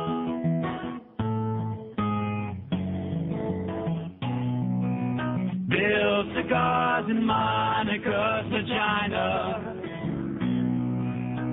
She lets out a giggle when he makes it wiggle. Monica is not the kind you can do in the behind. Rectum. But a cigar in her vagina, she don't mind. Yes.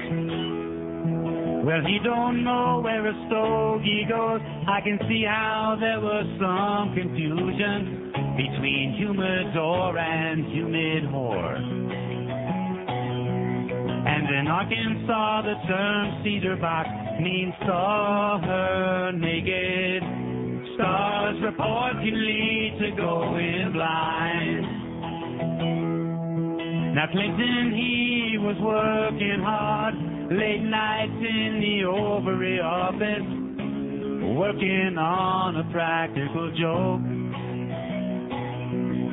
He took a Macanudo, put an exploding load in. Poor Monica was blowing rings of smoke. Bill cigars in Monica's vagina. She lets out a giggle every time he makes it wiggle. Monica is not the kind you can do in the behind, but a cigar in her vagina she don't mind. Oh, people feel that Hillary's been made a fool of by her husband. Feel that Hillary was wronged. Up in the Lincoln bedroom, she was moaning, moaning. Al Gore was doing her with Bill's old bong. Bill cigars in Monica's vagina. She lets out a giggle every friggin' time he makes it wiggle. Monica is not the kind you can do in the behind. No. But a cigar in her vagina, she don't mind. Oh, Candy and Sandy, yeah, Dutch Master is faster. Oh, yeah. What you gotta do is take a Tipperillo and put it in a brill. Oh, yeah, yeah, yeah, yeah. Oh, now a cigar and 134, 560 WQM. It is true, cigar sales have gone zooming up since Monica, or since, however they did it. That's what it was. Aikman at mobsters' parties. Dallas Cowboys quarterback Troy the Boy Aikman attended two parties hosted by Dominic Montemarano, a convicted racketeer, the New York Daily News reported yesterday. Montemarano. However, the newspaper said Aikman wasn't suspected of any wrongdoing. Aikman's agent, Lee Steinberg, said the three-time Super Bowl winner had little contact with Montemarano. He went there with a friend, David Norrie, and never really spent any time with. He went there with a guy. Okay, some guy. Former UCLA quarterback. What do you think they were doing there? Here's a mobile in Sunrise. Hello. Hello. Yes. Okay, what was it? Now, what was that? 567-0560, pound 560 on a mobile one line. Maybe if I give these phone numbers a little Whatever. Couldn't get it, but what do you say, cigar in your, rectum? Oh, okay. Have a good time doing it, pal. 5670560. What just happened with that? That guy got chopped off in mid-sentence there, and you wonder why I think there's people potchking around with his phone?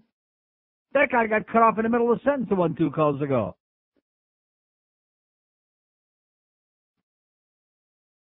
I'll wait.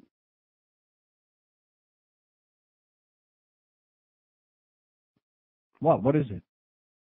Hang-ups. Yeah.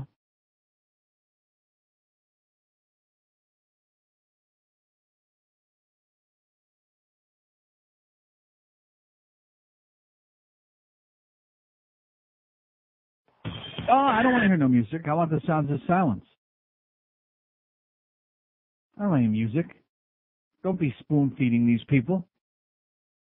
What we got? The next break in about 3 or 4 minutes here. We can have 3 or 4 minutes of dead air. They're used to that on this station. Every time they do one of those outside deals, which is almost every show on the station, they have at least, 15, 20 minutes of dead air? And all those distorted spots? We're waiting. 567. Oh! 560. And pound 56. Oh! On the Mobile One line. Mobile in Miami. Hello? Hello? Yes, sir. Hey, Neil. How you doing today? Okay.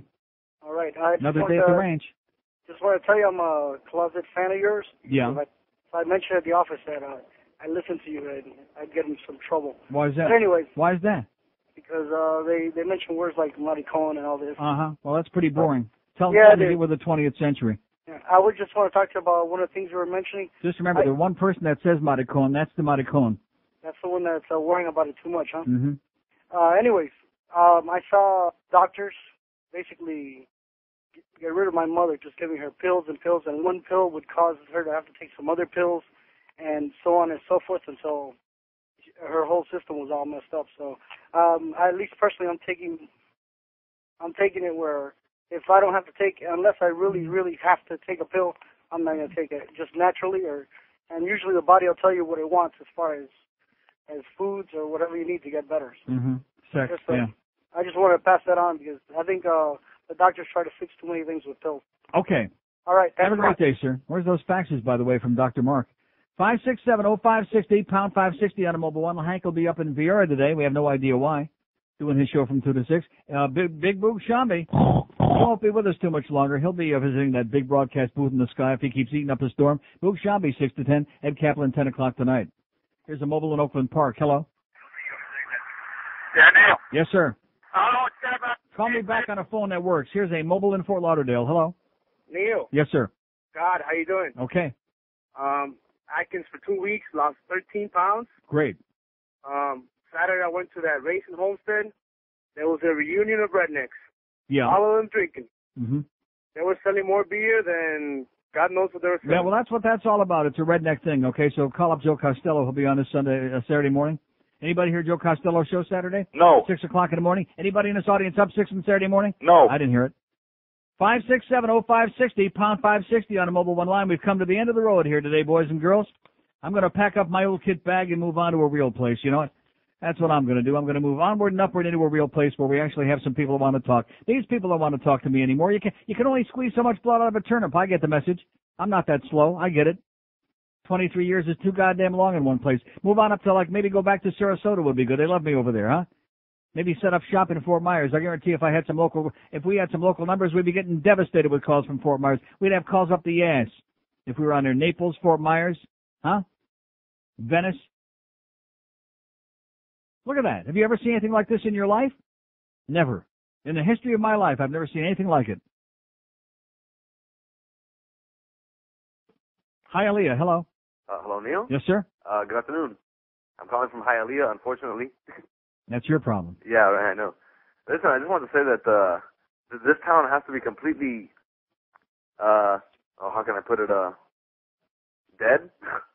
I mean, there's absolutely nothing happening in this town. No kidding. No crap. You know, that's why... All I gotta do is sit here and look at this phone. I know there's nothing going on here. I'm talking to dead people 4 hours a day, every day of my life. And in fact, I should get an asterisk in a goddamn reading book. This man makes a show out of talking to dead people 4 hours a day, which ain't easy. Yeah, it's terrible. That's why I'm dipping out of this town in like a month. Yeah. You know, I mean, I lived in Atlanta for a couple of years, and you have jazz clubs, blues clubs. You got places that you can actually see live bands playing. Yeah, and there's a few white people up there too, not too many. Yeah. It's just, I don't know. I just want to thank you for being on the air. You're one of the few people. This is it. This is my last day on this station, baby. I'm getting out. No way, really? I'm out. I came in here this morning feeling like I was on top of the world. I'm out. 6 days in a row. You can get the message. I'm not that slow. Are you still going to be in this station? I'm out. I'm going hitting the road. I'm putting a knapsack on my back and I'm taking off. Wow. Good luck to you, pal. All right. See you in Atlanta. Yeah. Okay. See you on Peachtree Road. 12:40. I understand the jig is up. Oh, can I say that? Sorry. Don't take it personal.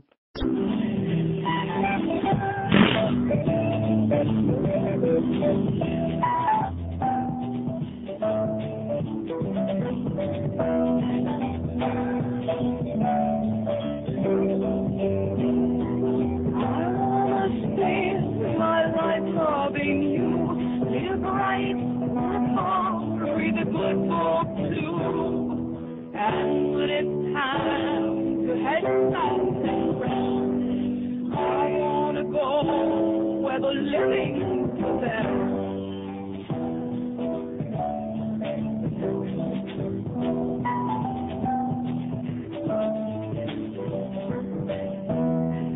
I wanna give my life in fun.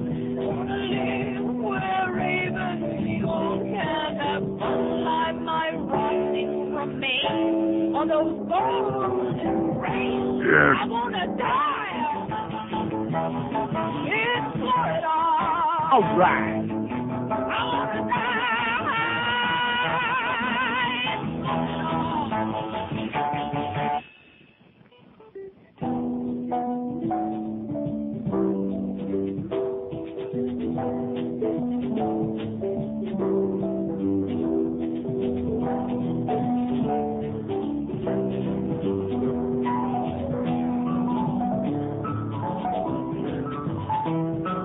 I wanna spend my life loving you. Live right, work hard, reach good for blue. And when it's time to head south and rest, I wanna go where the living is at. I wanna die.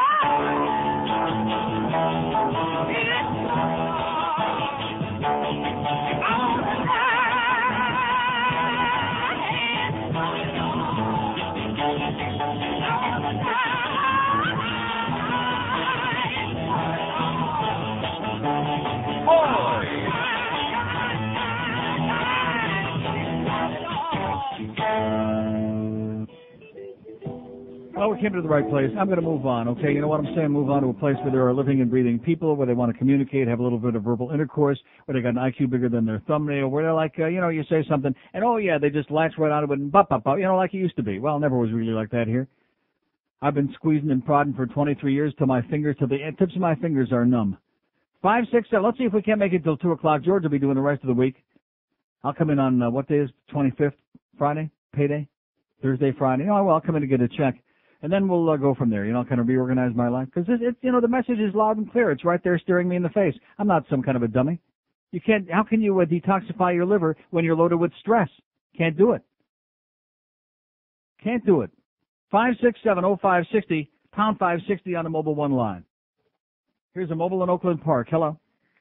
Neil. Yes, sir. Since you're taking off, could you give us one final bridge tender song? I'll give you a bridge tender. Here's a mobile in Miami. Hello. Mobile in Miami. Hello. Yes, sir. Neil. Yeah. Last year you did a great job. Listen, I what? Last year the Italians invited you at the Doral April 2nd and 3rd. You're going to be invited again. For what? I didn't go to the Doral April 2nd or April 3rd. You couldn't go, but last year I'll give you the ahead of time. The weekend with the Italians, you're going to honor Nabra, Sasco, and a lot of people. Why don't you come down? For what? Oh, that's for scholarships for the Italians. For the Italian what? Yeah, for the Italian scholarships for the kids in the Italian programs here in. What Italian programs? What are you talking about, sir? Scholarships for Italians? Italian kids. What about scholarships for Ukrainians? Oh, no. How about Neil. scholarships for Dutch? Neil. For Finnish. You're Finnish. Get out of here. See what I'm saying? Bunch of bozos we got. 567-0560, pound 560 on the Mobile One line. I'll be long gone by then, pal. April 1st or 2nd. Here's Hollywood. Hello. Good afternoon, sir. Yes, sir.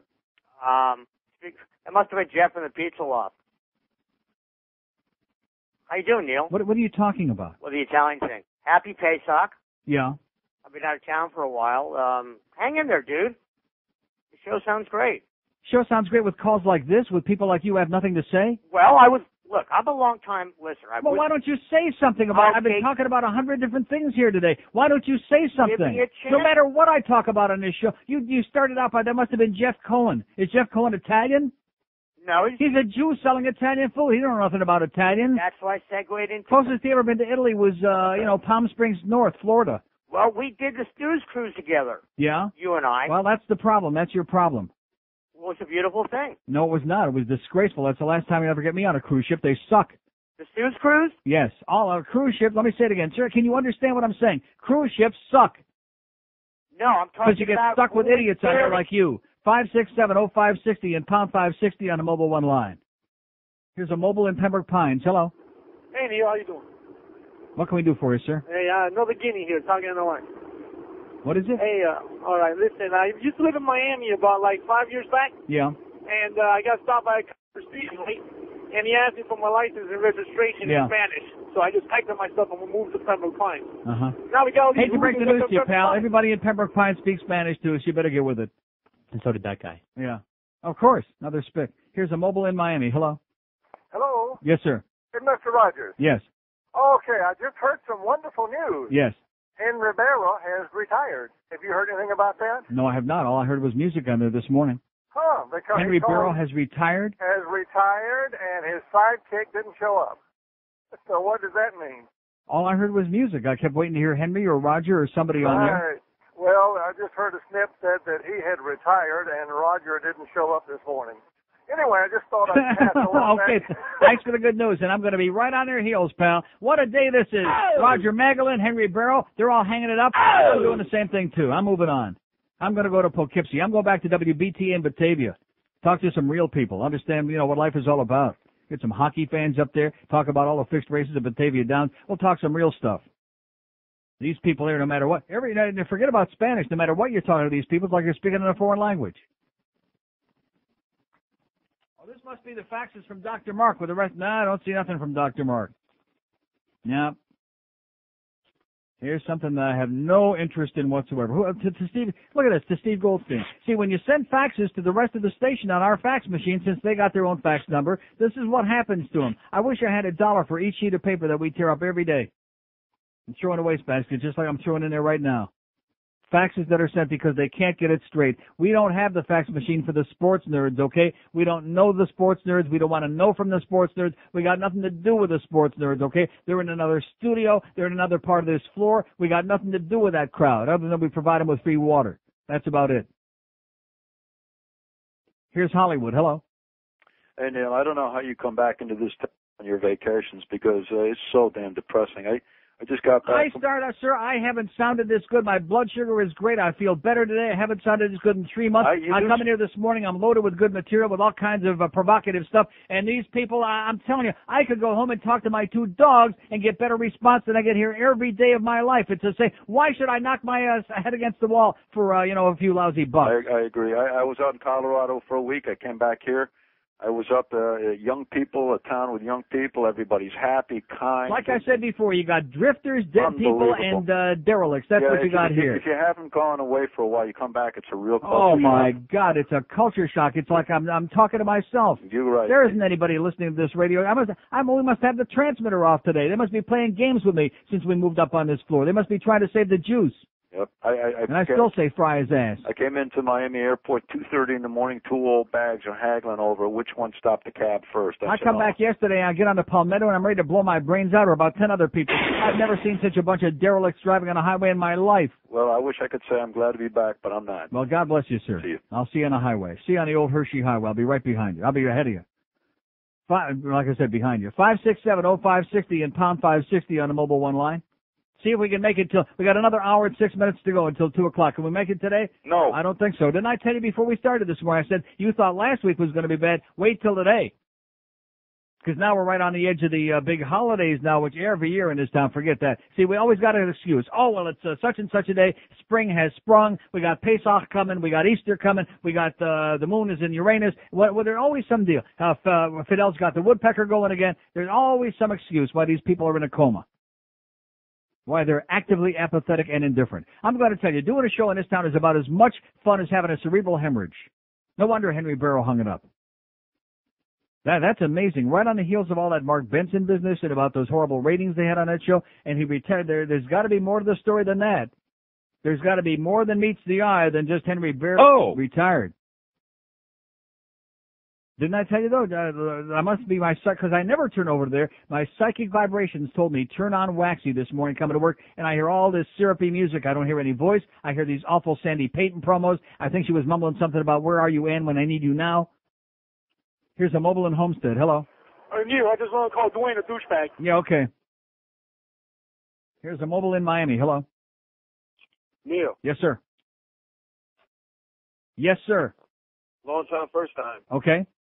Hi, I got a little bit of problem here, Neil. And what is that? Sounds like it. A girl gave me some crabs, and I like not get rid of. Okay, go ahead. Cook them up for lunch. Here's a mobile in Kendall. Hello. And our last call of the Neil Rogers Show on QAM, mobile in Fort Lauderdale. Hello. Hey, I just actually moved down here from Atlanta, yeah. And 2 days ago, and turned the scanner on to find out what AM station actually has controversy. I finally found you, and what you're telling me you're going to leave. This is it. In fact, you're the last call. You could write this in your diary. Don't answer any more. This is my last. No, don't answer any more calls. This is my last call. 1 to 2, I'll play music. It's really sad to see you go because I found a radio station that had some controversy in this town. Yeah. There's no life here, pal. This is I got to go somewhere where I can talk to people. These people don't want to speak to me anymore. I think it's maybe people don't speak English down here. Is that it? That's a big part of the problem. No speaking English. Well, sorry to see you go. Too many losers. Okay, good luck to you, pal. Bye-bye. You'll be going home soon. 12:57 at 560 Cuban. That's our last call. Neil Rogers in Miami. That won't be in the paper. Channel 6 moves to Miramar. That's in both papers. Big story. Yeah, big deal. Doesn't mention there that Tony Cigaretto and that bitch Jennifer Valapi demanded to be hauled in a limo to work and back every day. Doesn't mention that in there, does it? No. No. Got to read CityLink to find that out. That's a news story. 12:57 at 560 WQM. Beepermania's $12 for 1 year offer has been extended for the 4th week. Kudos to Albertico, the owner of Beepermania, for surrendering to popular demand and stretching 1 week offer into a full month. How do you like that guy, huh? Oh, by the way, let's remind you of Beepermania. Well, it's the only beep I got right now. This is Debbie. Oh, hi, Debbie. I'm interested in getting some operations done. Okay. And some body contouring and some liposuction. Mm-hmm. And I was wondering if you get some tummy tuck and lip augmentation, cosmetic breast surgery, facelift, all of these things. Mm-hmm. And I was wondering... What would you like to start with? Well, I need to get everything done. Probably the first thing I'd like to have removed is my thing. Okay, we don't do that. No. Could you do breast implants, though? It can be done, but I don't know if they would do it right away. It puts the lotion in the basket. Mm-hmm. How much? 5,000. Excellent. I'd like to have my skin resurfaced, too. Mm-hmm. Laser surgery. Mm-hmm. Have the lambs stopped crying yet, Mommy? Excuse me? Don't hurt Mommy's little baby. It puts the lotion in the basket. I'd like to get the liposuction that I saw on TV. Okay. Can you make me look more like a woman? Well, we'll have to see you first, and then upon looking at you, we can tell you that when we see you. Should I wear my skin suit made of body parts, Mommy? If you'd like to. It puts the lotion in the basket. Would you like to make an appointment? Yes. Okay. There is a $100 consultation fee. That's fine. Okay. Okay. My name is Buffalo Bill. Okay, let me get a little information from you, okay? Just one moment. It puts the lotion in the basket. I understand. It puts the lotion in the basket. Do you want to come in for a consultation for It puts the lotion in the basket. Okay. Would you like to make an appointment, or do you want to call me back? It puts the lotion in the basket. I understand. I've got my skin suit and nipple necklace. Bill. It puts the lotion in the basket. I understand that. Would you like to It puts the lotion in the basket. Would you like to make an It appointment? puts the lotion in the basket. Okay, I will talk to you in the tram, okay? It puts the lotion in the basket. Hello?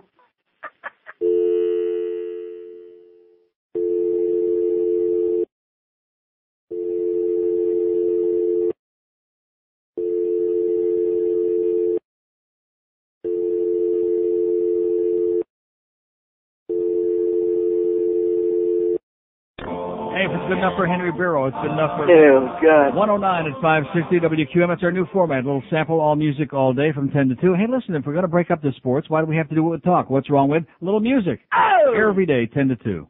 And we don't have to sit here and beg for stupid phone calls. These people, they don't want that. They want to sit back and relax, be entertained. Little great music, man, with my beautiful taste. Have a 30 share by the middle of June.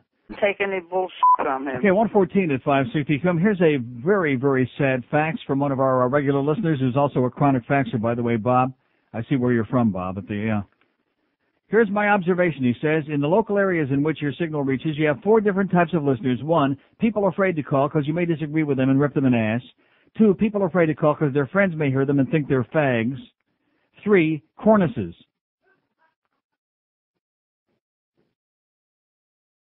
And I looked at that and I didn't understand what he meant with number 3. I'll get to it in a second. 4, people like me, we love the show, call once a week, but sometimes when you call us cornices, which discourages us from calling. And see, when I got to number 4 there, I assumed that he means chronics, spelled C-O-R-N-I-C-I-E-S. C-O-R-N-I-C-E-S, cornices, chronics. Like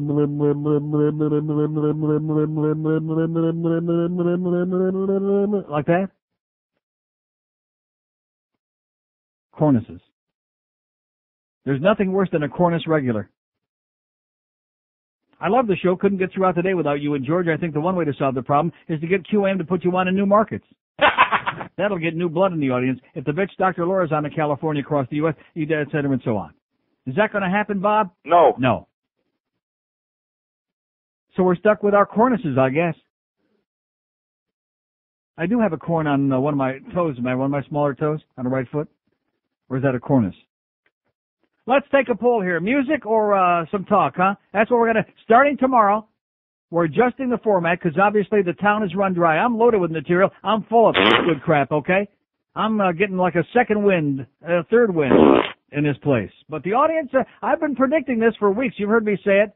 They're running out. It's like when the water starts. You open up the tap and it starts slowing to a trickle. You say, uh-oh, uh-oh. You could smell it. 567, don't answer them. I'll pick them up cold here. Instant survey, find out the future of this show. I don't think we have one on this station. Of course, preempting us for those ball games 2 days in a row, that's really helpful. Oh! Another one there Thursday. You hear that on that promo? Oh! Yeah, these Marlin games. Major lawsuit, sounds like to me, blowing off the audience on this show. We were kicking serious ass. You see that last trend? Kicking ass. All of a sudden they stick these Marlin games on here. We can't buy a call for $50,000. Okay, here's the deal. If you'll call right now, Greg Reed will give you $1 million in cash. Not. He'll give you $1 million and bring it to your house and give it to you in small bills. Not. Huh? 5, 6, and look at this. Even now on the poll, I'm telling you, there's something going on here. Look at that. 2 lines not ringing on our instant survey here on the future of this goddamn radio show. There is something going on with this phone. There's something since we moved up on this floor, and you look at me like, I'm telling you. I've been doing this too goddamn long to think that all of a sudden we move from one place downstairs to another, and you tell me, they don't come in the same place, and they're backward, they're upside down, it doesn't roll over. Even my dog rolls over better than these goddamn lines. QAM. See what I'm telling you? How is that possible? How could they roll over if they're doing that? What? They're not. They're not. There you go again, Greg Reed. Take your mononucleosis and all your other illness and go home, okay? Talk to somebody that knows how to run a radio station and come in here and give us some stuff that works. They put us up here in these barren 4 walls. And I'm ready to walk out of here because I got a goddamn phone system. Oh, and this is the brand new phone system we were supposed to get up here. Remember that? Yeah, another lie. Another lie. Did we get it? No, we didn't get it. Have to get our program director running down the hall to the production studio to get Felix the cat down there to shut the thing up. We got vibrating studios here this morning. Even Kathy Willis would have been embarrassed by that. Even that bitch Erin Summers would have been psychotic. She'd have been screaming for the honey bears. QAM. Hello? Yes, sir? Yeah, I want to talk to Neil. Speaking. Neil? Yes. Oh, hey, what's up, man? Look, I just wanted to say, that I appreciate everything that you've done because I'm only 20 years old and I've been listening to you for a really, really long time. Yeah. And I just want to say that, that this town is full of crap. Yeah. I've been noticing that ever since I was 20 years old. At first I didn't believe Ever it since, because I was young. in other words, just recently you started noticing that? Oh, no, I started noticing that 2 or 3 years ago. Uh-huh. I thought you just said you were 20 years old. Okay. Yeah. Are you following that one? QAM. Neil. Yes, sir. How you doing today? Okay. Neil, God. Sounded to me like our first caller on the poll was full of crap to me. Oh, absolutely. How are you? Great. What can we do for you, sir? Well, I just want to talk about this thing about the church and so forth. No, we're forget it. It's too late. When I wanted to talk about that, you wouldn't call me, okay? This is what the audience, like tomorrow I'll be getting, a week from Sukkot, I'll be getting calls about that. About the thorny, horny head. And the crowns and sticking your nail in your thing. I'm taking a poll now, sir. My livelihood is hanging in the balance here, and if you think I'm kidding, you may be right. Okay? Have to sit here and act like some kind of a suckling, like a cornice. That's our audience. I'm serious. I'm talking to idiots here every day. Chronics. CORNICES.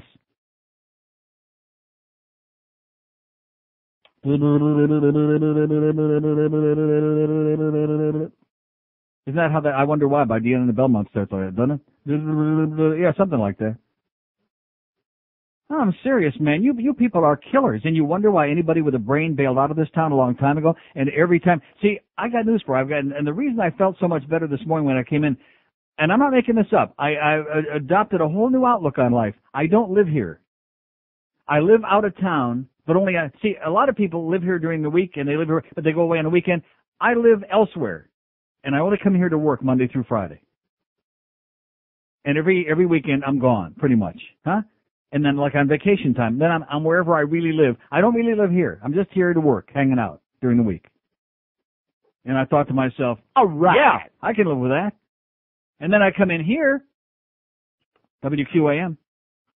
Hey, Neil. Yes, sir. Hey, sorry to bother you. Listen, first What do you mean of all, sorry to bother me? What does that mean? Well, first of all, with the phones, if you call and it dials more than 30 times, it hangs up on you. That's the problem. Okay. What do you mean by that? I was sitting here, calling your show, phone's dialing. All of a sudden, What do you mean dial? You mean ringing? Ringing, I'm sorry. Yeah. Ringing 30 times, then all of a sudden get a busy signal. You got to redial the phone number. That's what the problem is. People are calling up and they're going to have to redial. But they're sitting here dead. They're not ringing at all most of the time. Well, I called last. Why did you? As soon as you said that, one of them just went out. When I called last week, yeah, I got a busy signal. Like when you leave the phone off the hook, one of those real loud, obnoxious ones. Right. So somebody's obviously potchking. They're potchking with our phone lines. They're trying to put me out of business here, and our program director's sitting there worried about what kind of desk I'm going to buy him. Right.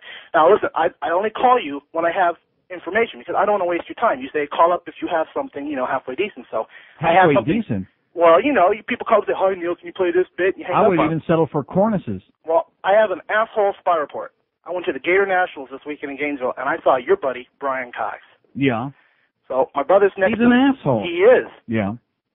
My brother's talking to him, and I'm standing right next to him. He's on the other side of this fence. He's up there. I guess he's giving money to some guy for drag racing. A brother who drag races a motorcycle. Suck my dick. Yeah. And my brother's saying, "Hey, Brian, how you doing?" I'm good to my brother. He's right in front of me. He's right in front of me. I say, "Hey, who's this?" Brian looks at me. My brother goes, "You don't know who this is?" I said, "No, who is this?" And he goes, "That's Brian Cox." I said, "Who's that?" Brian's like, "Oh, man." Suck my dick. Don't give me that. So I walk about 5-6 feet away from the fence. I turn around and say, "Hey, Neil Rogers says hi." He just looks at me with these real big eyes. Uh-huh. So that was it. Okay, thanks for the report. Was that any good? No. He said he only called when he had something good for us. Was that any good? No. But anyway. Suck my dick. Okay, 5670560, pound 560 on the AT&T wireless line. Are they responding to my poll question here? No. This is not a joke. I like the music myself. Stress-free. I'll live another 20 years. Because I'm not walking, man. I'll tell you that right now. If you think I'm going to get up and take a walk, you're dreaming. I show up every goddamn day. I've missed 2 days in the last 14 months here. 2 sick days. right? And you were out one day filing for illegal alien, whatever that was. Yeah. So between the two of us, 3 days we've been out. We're not like some of these other people show up like once or twice a week, you know. And then we're out licking our wounds because we had a bad day at the track or something. We're here every goddamn day. Rain, snow, shine, sleet, we show up, and I'll still be here. And I got news for you. I can afford to go. I got 17 different American Express cards. I can go to Blockbuster. I can go to, what's the one in the mall there? Camelot. I can go to every goddamn record store. I can buy CDs that haven't been pressed yet by artists that haven't been born yet. I'll have music coming out of your rectum. Show that Henry Barrow thing or two. And how did this guy know Henry Barrow retired? Where did that come from? They weren't on, so how the hell is he? Unless of course somebody called up Sandy. That's possible, huh? You think maybe she had a caller? Have a nice day. Yeah. And how's Ann doing, by the way? Let's dig her up. Let's dig her ass up and see if there's any stretch marks on it. WQAM. Can you imagine that? QAM. Neil. Yes, sir. Is the question that do you suck? Yes, I do. QAM. Hello. QAM. WQAM. Hey, I'll go with the poll. Yeah. Harold Smith, 24 hours a day, so I want to hear your faggot ass. Okay, thank you. WQAM. QAM. Neil, God. Yes, sir. How about we have you from 10 to 2 and then the music for the other 20 hours of the day? Okay. WQAM. Neil, God. Yes, sir. Hey, buddy, listen, it's not that we don't want to call you, it's that a lot of us are working, and it's, hard to drop what you're doing. QAM. Neil. Yes, sir. How you doing? Okay. You think the Dolphins are going to sign Tony Mark? WQAM. Who the Dolphins going to draft? WQAM. Neil? Yes, sir. How you doing? Okay. Just calling from Fort Myers over here, and I want to let you know I've been calling for the last 45 minutes, and what that guy said before, the number's just been ringing for like 30 tries, and right, because we're not answering right now. I told George, don't waste your time. Oh, is that what it is? It's ringing and ringing. I'm doing screamless. That's right. Oh, okay. And not only that, but look at all the money we saved you. Well, I don't know about that. Well, what do you mean by that? I'm on there now. You're on here now, but if he would have answered 40 minutes ago and you would have had to wait, you'd have been on hold for 40 minutes. Oh, well then, thank you very much. Now you get immediate, you're on right away. You don't pay one extra penny. How do you like that? I mean, we're too cheap to pay for a line for you guys over there, but at least I don't have to put you on hold. That's great. I appreciate that. Well, I got two things for you. Yes, sir. First thing is, Jesus and I just got done smoking a joint, and he said, don't worry about playing with yourself. You can't feel a thing. Uh-huh. And the other thing is, I'm wondering, next weekend I'm coming over there yeah. I'm coming over there to Davie, and I'm wondering if you could recommend a good spot for me to take a dump. Right in the middle of Davie Boulevard. Davie Road Extension, pal. You'll love it. All right. Thanks a lot. Okay. And be sure and tie your hoss up real tight. That was our best call we've had all week. QAM. Neil. Yes, sir. Of course, it's only Monday. Yes, this sounds like a cornice. A cornice? Yes. You're talking about those, about 2 weeks ago with the tongue rings? You're wondering why they got... WQAM. Neil. Yes, sir. How you doing? Okay. Great show. Hey, Neil, about... Yeah. It is. Yeah, it is. Okay. Even with you on it, it's a great show. No, I have something that I'm you're listening. gonna love. Let's hear it. Let's go. Okay. Don't keep promising. Let's hear it. About your medical problems. What medical problem is that? I feel great. Well, I know, but you're somebody that's very conscientious with your health. Oh, yeah, that's why I look like this. That's why I got a cholesterol of 500. No. How was the that? Merck Manual. The Merck Manual. Yeah. It's a book. I already looked at it over the weekend. I went to the bookstore. I didn't waste my money buying it. I read up all the stuff I needed to read, and I found out what my blood tests were all about, what I need to be doing, and I'm in great shape today, and thank you. Merc rhymes with jerk. That's right.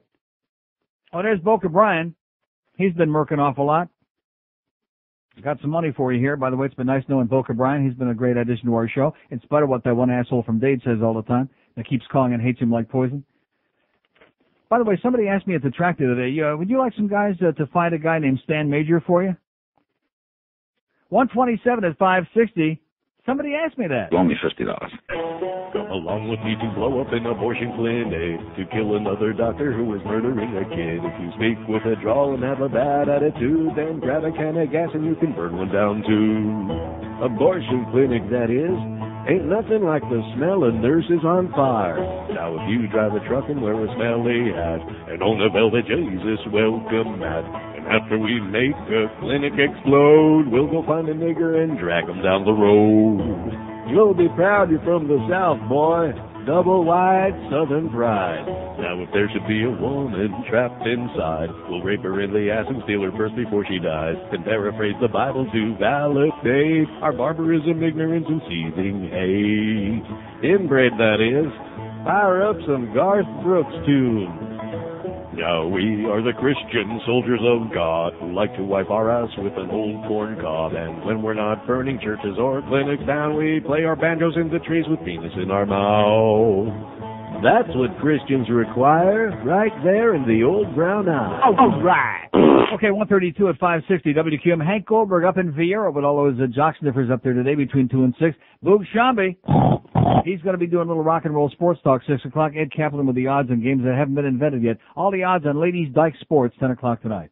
Okay, we're taking our survey. Lots of, and I know that 30 ring thing. Well, what kind of crap is that anyway? It's always been like that, hasn't it? Yeah.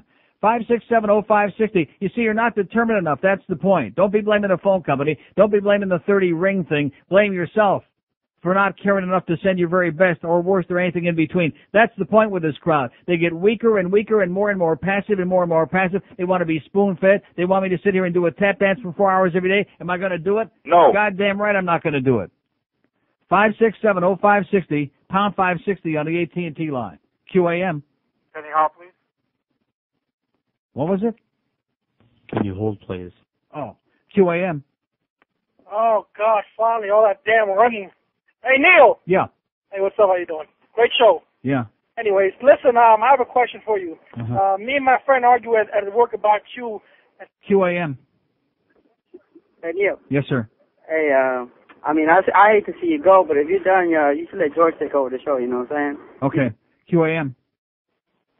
Oh, but it's gone. QAM. Elvis, 24 hours a day, man. WQAM. You know who that sounded like? That sounded like a DJ. Was that Don on the phone? WQAM. QAM. Come on, you can do it. Huh? Like I said, you can't do it. 5670560, pound 560 on the AT&T line. QAM, hello. Hello, Neil. Yes. This is a real fan, Neil. I'm 36 years old. I've listened to you since I'm 13. Yeah. I really call in. I don't really get a chance too much. Let me tell you about the Oscars last night.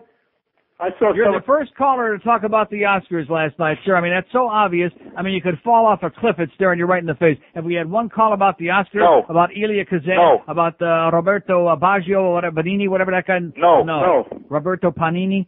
Well, I'll tell you what. It was terminal. I saw a little bit of it. It was terminal. Yeah. If you wanted like to see this audience, terminal. If you wanted this place. If you wanted to see something good, I don't know if you saw the other night. Most places you go to the airport, there's a big sign that says terminal. You come to this town, right when you get to the county line, there's a huge sign that says terminal. As you come in, not as you're going out. Right. Did you see the Rock and Roll Hall of Fame the other night? No. Ceremony. Oh, that was something. You'd have loved that. Now, with Billy Joel and Bruce Springsteen? Paul McCartney. I would not have loved that. I would have been puking my brains out. I'll tell you what, at the end they ought to take the whole piano and bury the piano man under it. You don't like the piano man. If I ever see Billy Joel again, it'll be much too soon. Well, I'll tell you what, they had a jam. Eyes. They had a Mr. jam at Moon the end. Eyes. They had Paul McCartney. I wonder what time the ship landed that he came off of that piece of crap. Billy Joel, my ass. Billy Joel, Didn't sing his way out of a paper sack. Paul McCartney, Wilson My little Pickett. dog could play piano better than he does. Dion was Who's there. the drummer for him, by the way? Get out of here, you're boring. Christ. Suckholes. Bunch of suckholes we got here. You know, blah, blah, blah, blah. Yeah, cornices. It's all the cornice regulars. What? It's cornices. That was Bob from Total Flooring's fax, by the way. Chronic faxer. WQAM. Rick Riley hates you. WQ, good. Thank God it's mutual. QAM. Oh. Yes, sir. Put the lotion in your ass. QAM. Neil. Pass it over, sir. QAM, hello. Neil, how you doing? Okay. I am so happy to be talking to you. Yeah, Tony X and QAM, hello. Yeah, Say hi to Fernando Lamas. Hey, this is for PJ Export Op. WQAM. They're doing messages for cornice callers. How do you like that? And I always love it when somebody identifies themselves like with a moniker like that, like Lewinsky with a moniker. Pete, this is Pete the Export Op. This is Eddie. I'm afraid. Oh, I shouldn't have said this is Eddie. I shouldn't have said that. How's he doing, by the way? They got him locked up. WQAM. Don, when you say freeze, Major, Miami Vice. That was him. WQAM. Hello. Are you fudge packing? WQAM. Kenny Hall. WQAM. Yes, Neil? Yes. Your old station. Oh, by the way, the Walker is calling now, Chronic. That's who that was, the Walker. Nice hearing from you. I haven't heard your voice on the talk shows anymore since I outed you. How's that escort service coming? I think he's in a Cunanan book. WQAM. Neil, 16th time, 427th time. Yeah. How you doing? Okay. A half a peanuts. What is it? A half a large. WQAM. Hi, Neil. How you doing? Okay. My brother Kevin Brick's a douchebag, and he's fagging me. WQAM. Lifeguards have herpes. WQAM. Yeah, can I talk to Neil? Speaking. Hey, Neil. How are you? Okay. Hey, I was going to say that talk radio in Florida sucks except for you. You're the best. Mm-hmm. And that's yeah, anybody doesn't believe that, just listen to this show today. WQAM. Hello? Yes, sir. Yeah. Let's go. Come on, what is it? What can we do for you, sir? Logan Bryan stinks. There you are. Oh, there's your buddy. All right. Oh! Come on, leave him out. WQAM. Eddie. Now that, come on. You can do better than that. That was the worst Eddie I ever heard in my life. Even Special Ed can do better than that. WQAM. You know, Norm Ted reminds me of my... WQAM. Hi. Yes, sir. Well, wait a minute. For a second there, does that work? Line 8? Hello? For just a second there, I thought it was ringing. Maybe they're working on it on the phone line, too. I think it's the Wichita lineman got lost and wound up here in Miami. Anybody that's got complaints, call Larry Mixon at Southern Bell, okay? He's been screwing up my lines for 20 years. WQAM. Neil God. Yes, sir. WQAM. Only if. See, they have they can do 2 words. Only if or Neil God. 2 words. They don't want to waste them because they don't have any material. Excellent. See, I had you guys pegged, right down to a science. All you cornices out there. All you cornices out there. This is beautiful. See what I'm saying? There's 50 million people out there, and every single one of them are just like these that you're hearing now. So if you just came into town, it ain't too late.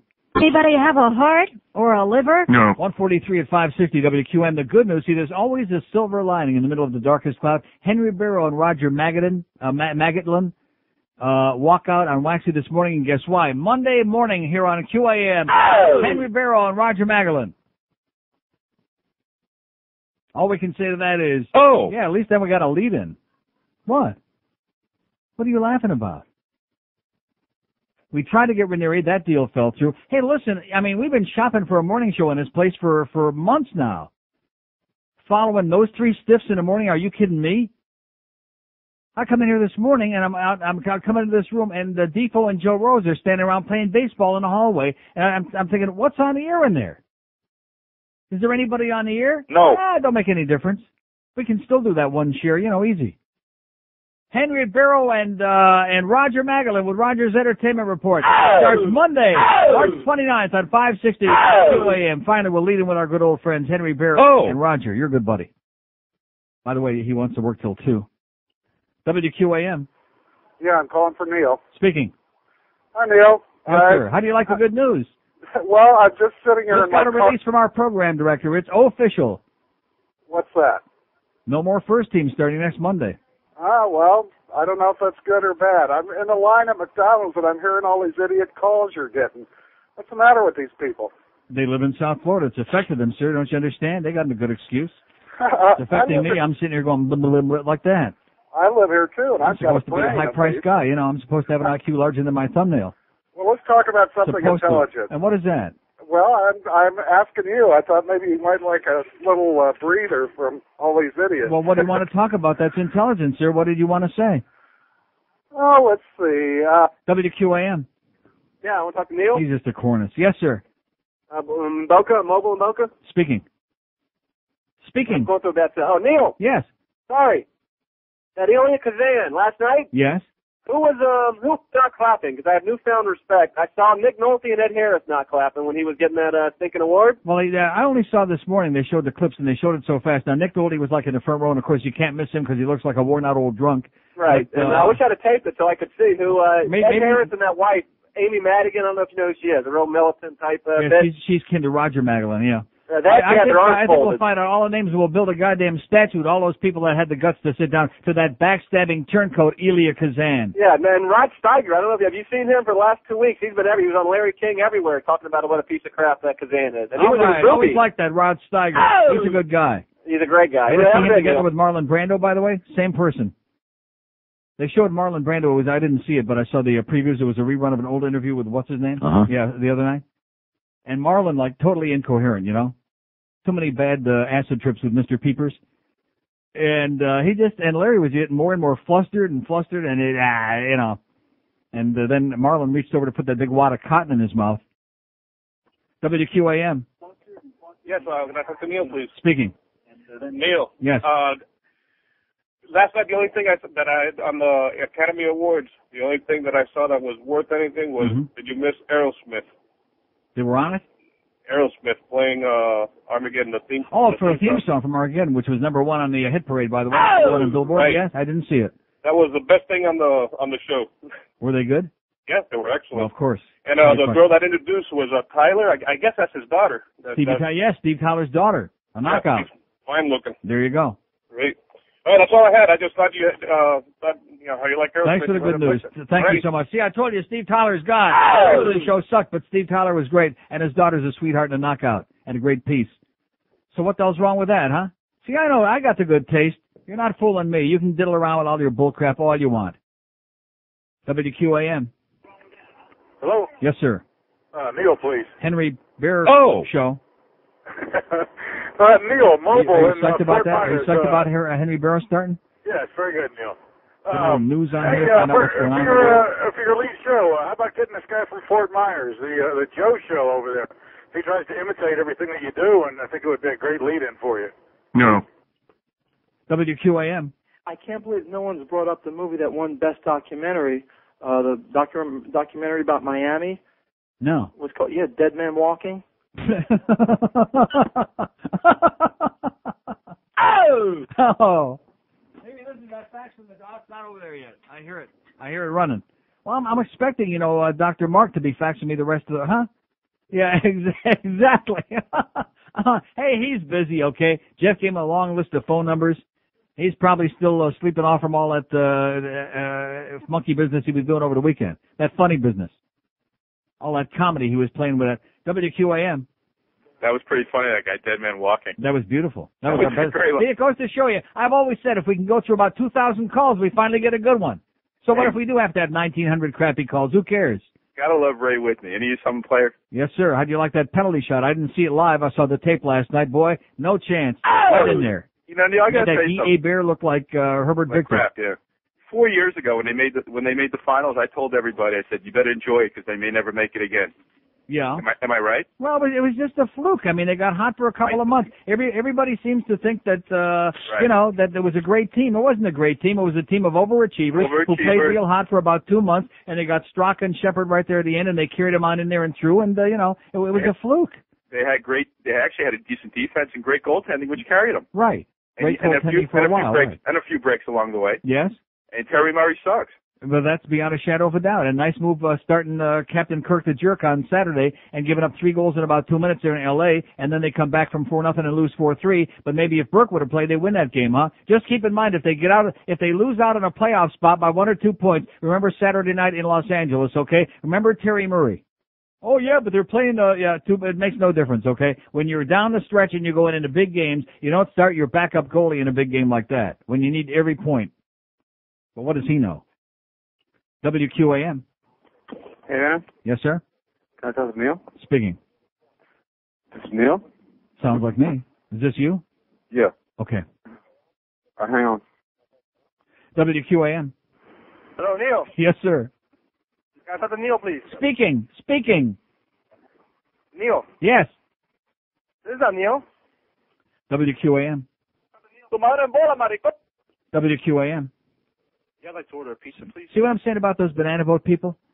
Banana boat people, you have nothing to offer. You have nothing to create. Why don't you go back? Why don't you go back and take care of the Orioles down there, okay? Suit up, put on your little jock straps, play a little grab ass with each other in the showers, and then maybe play a little baseball, too.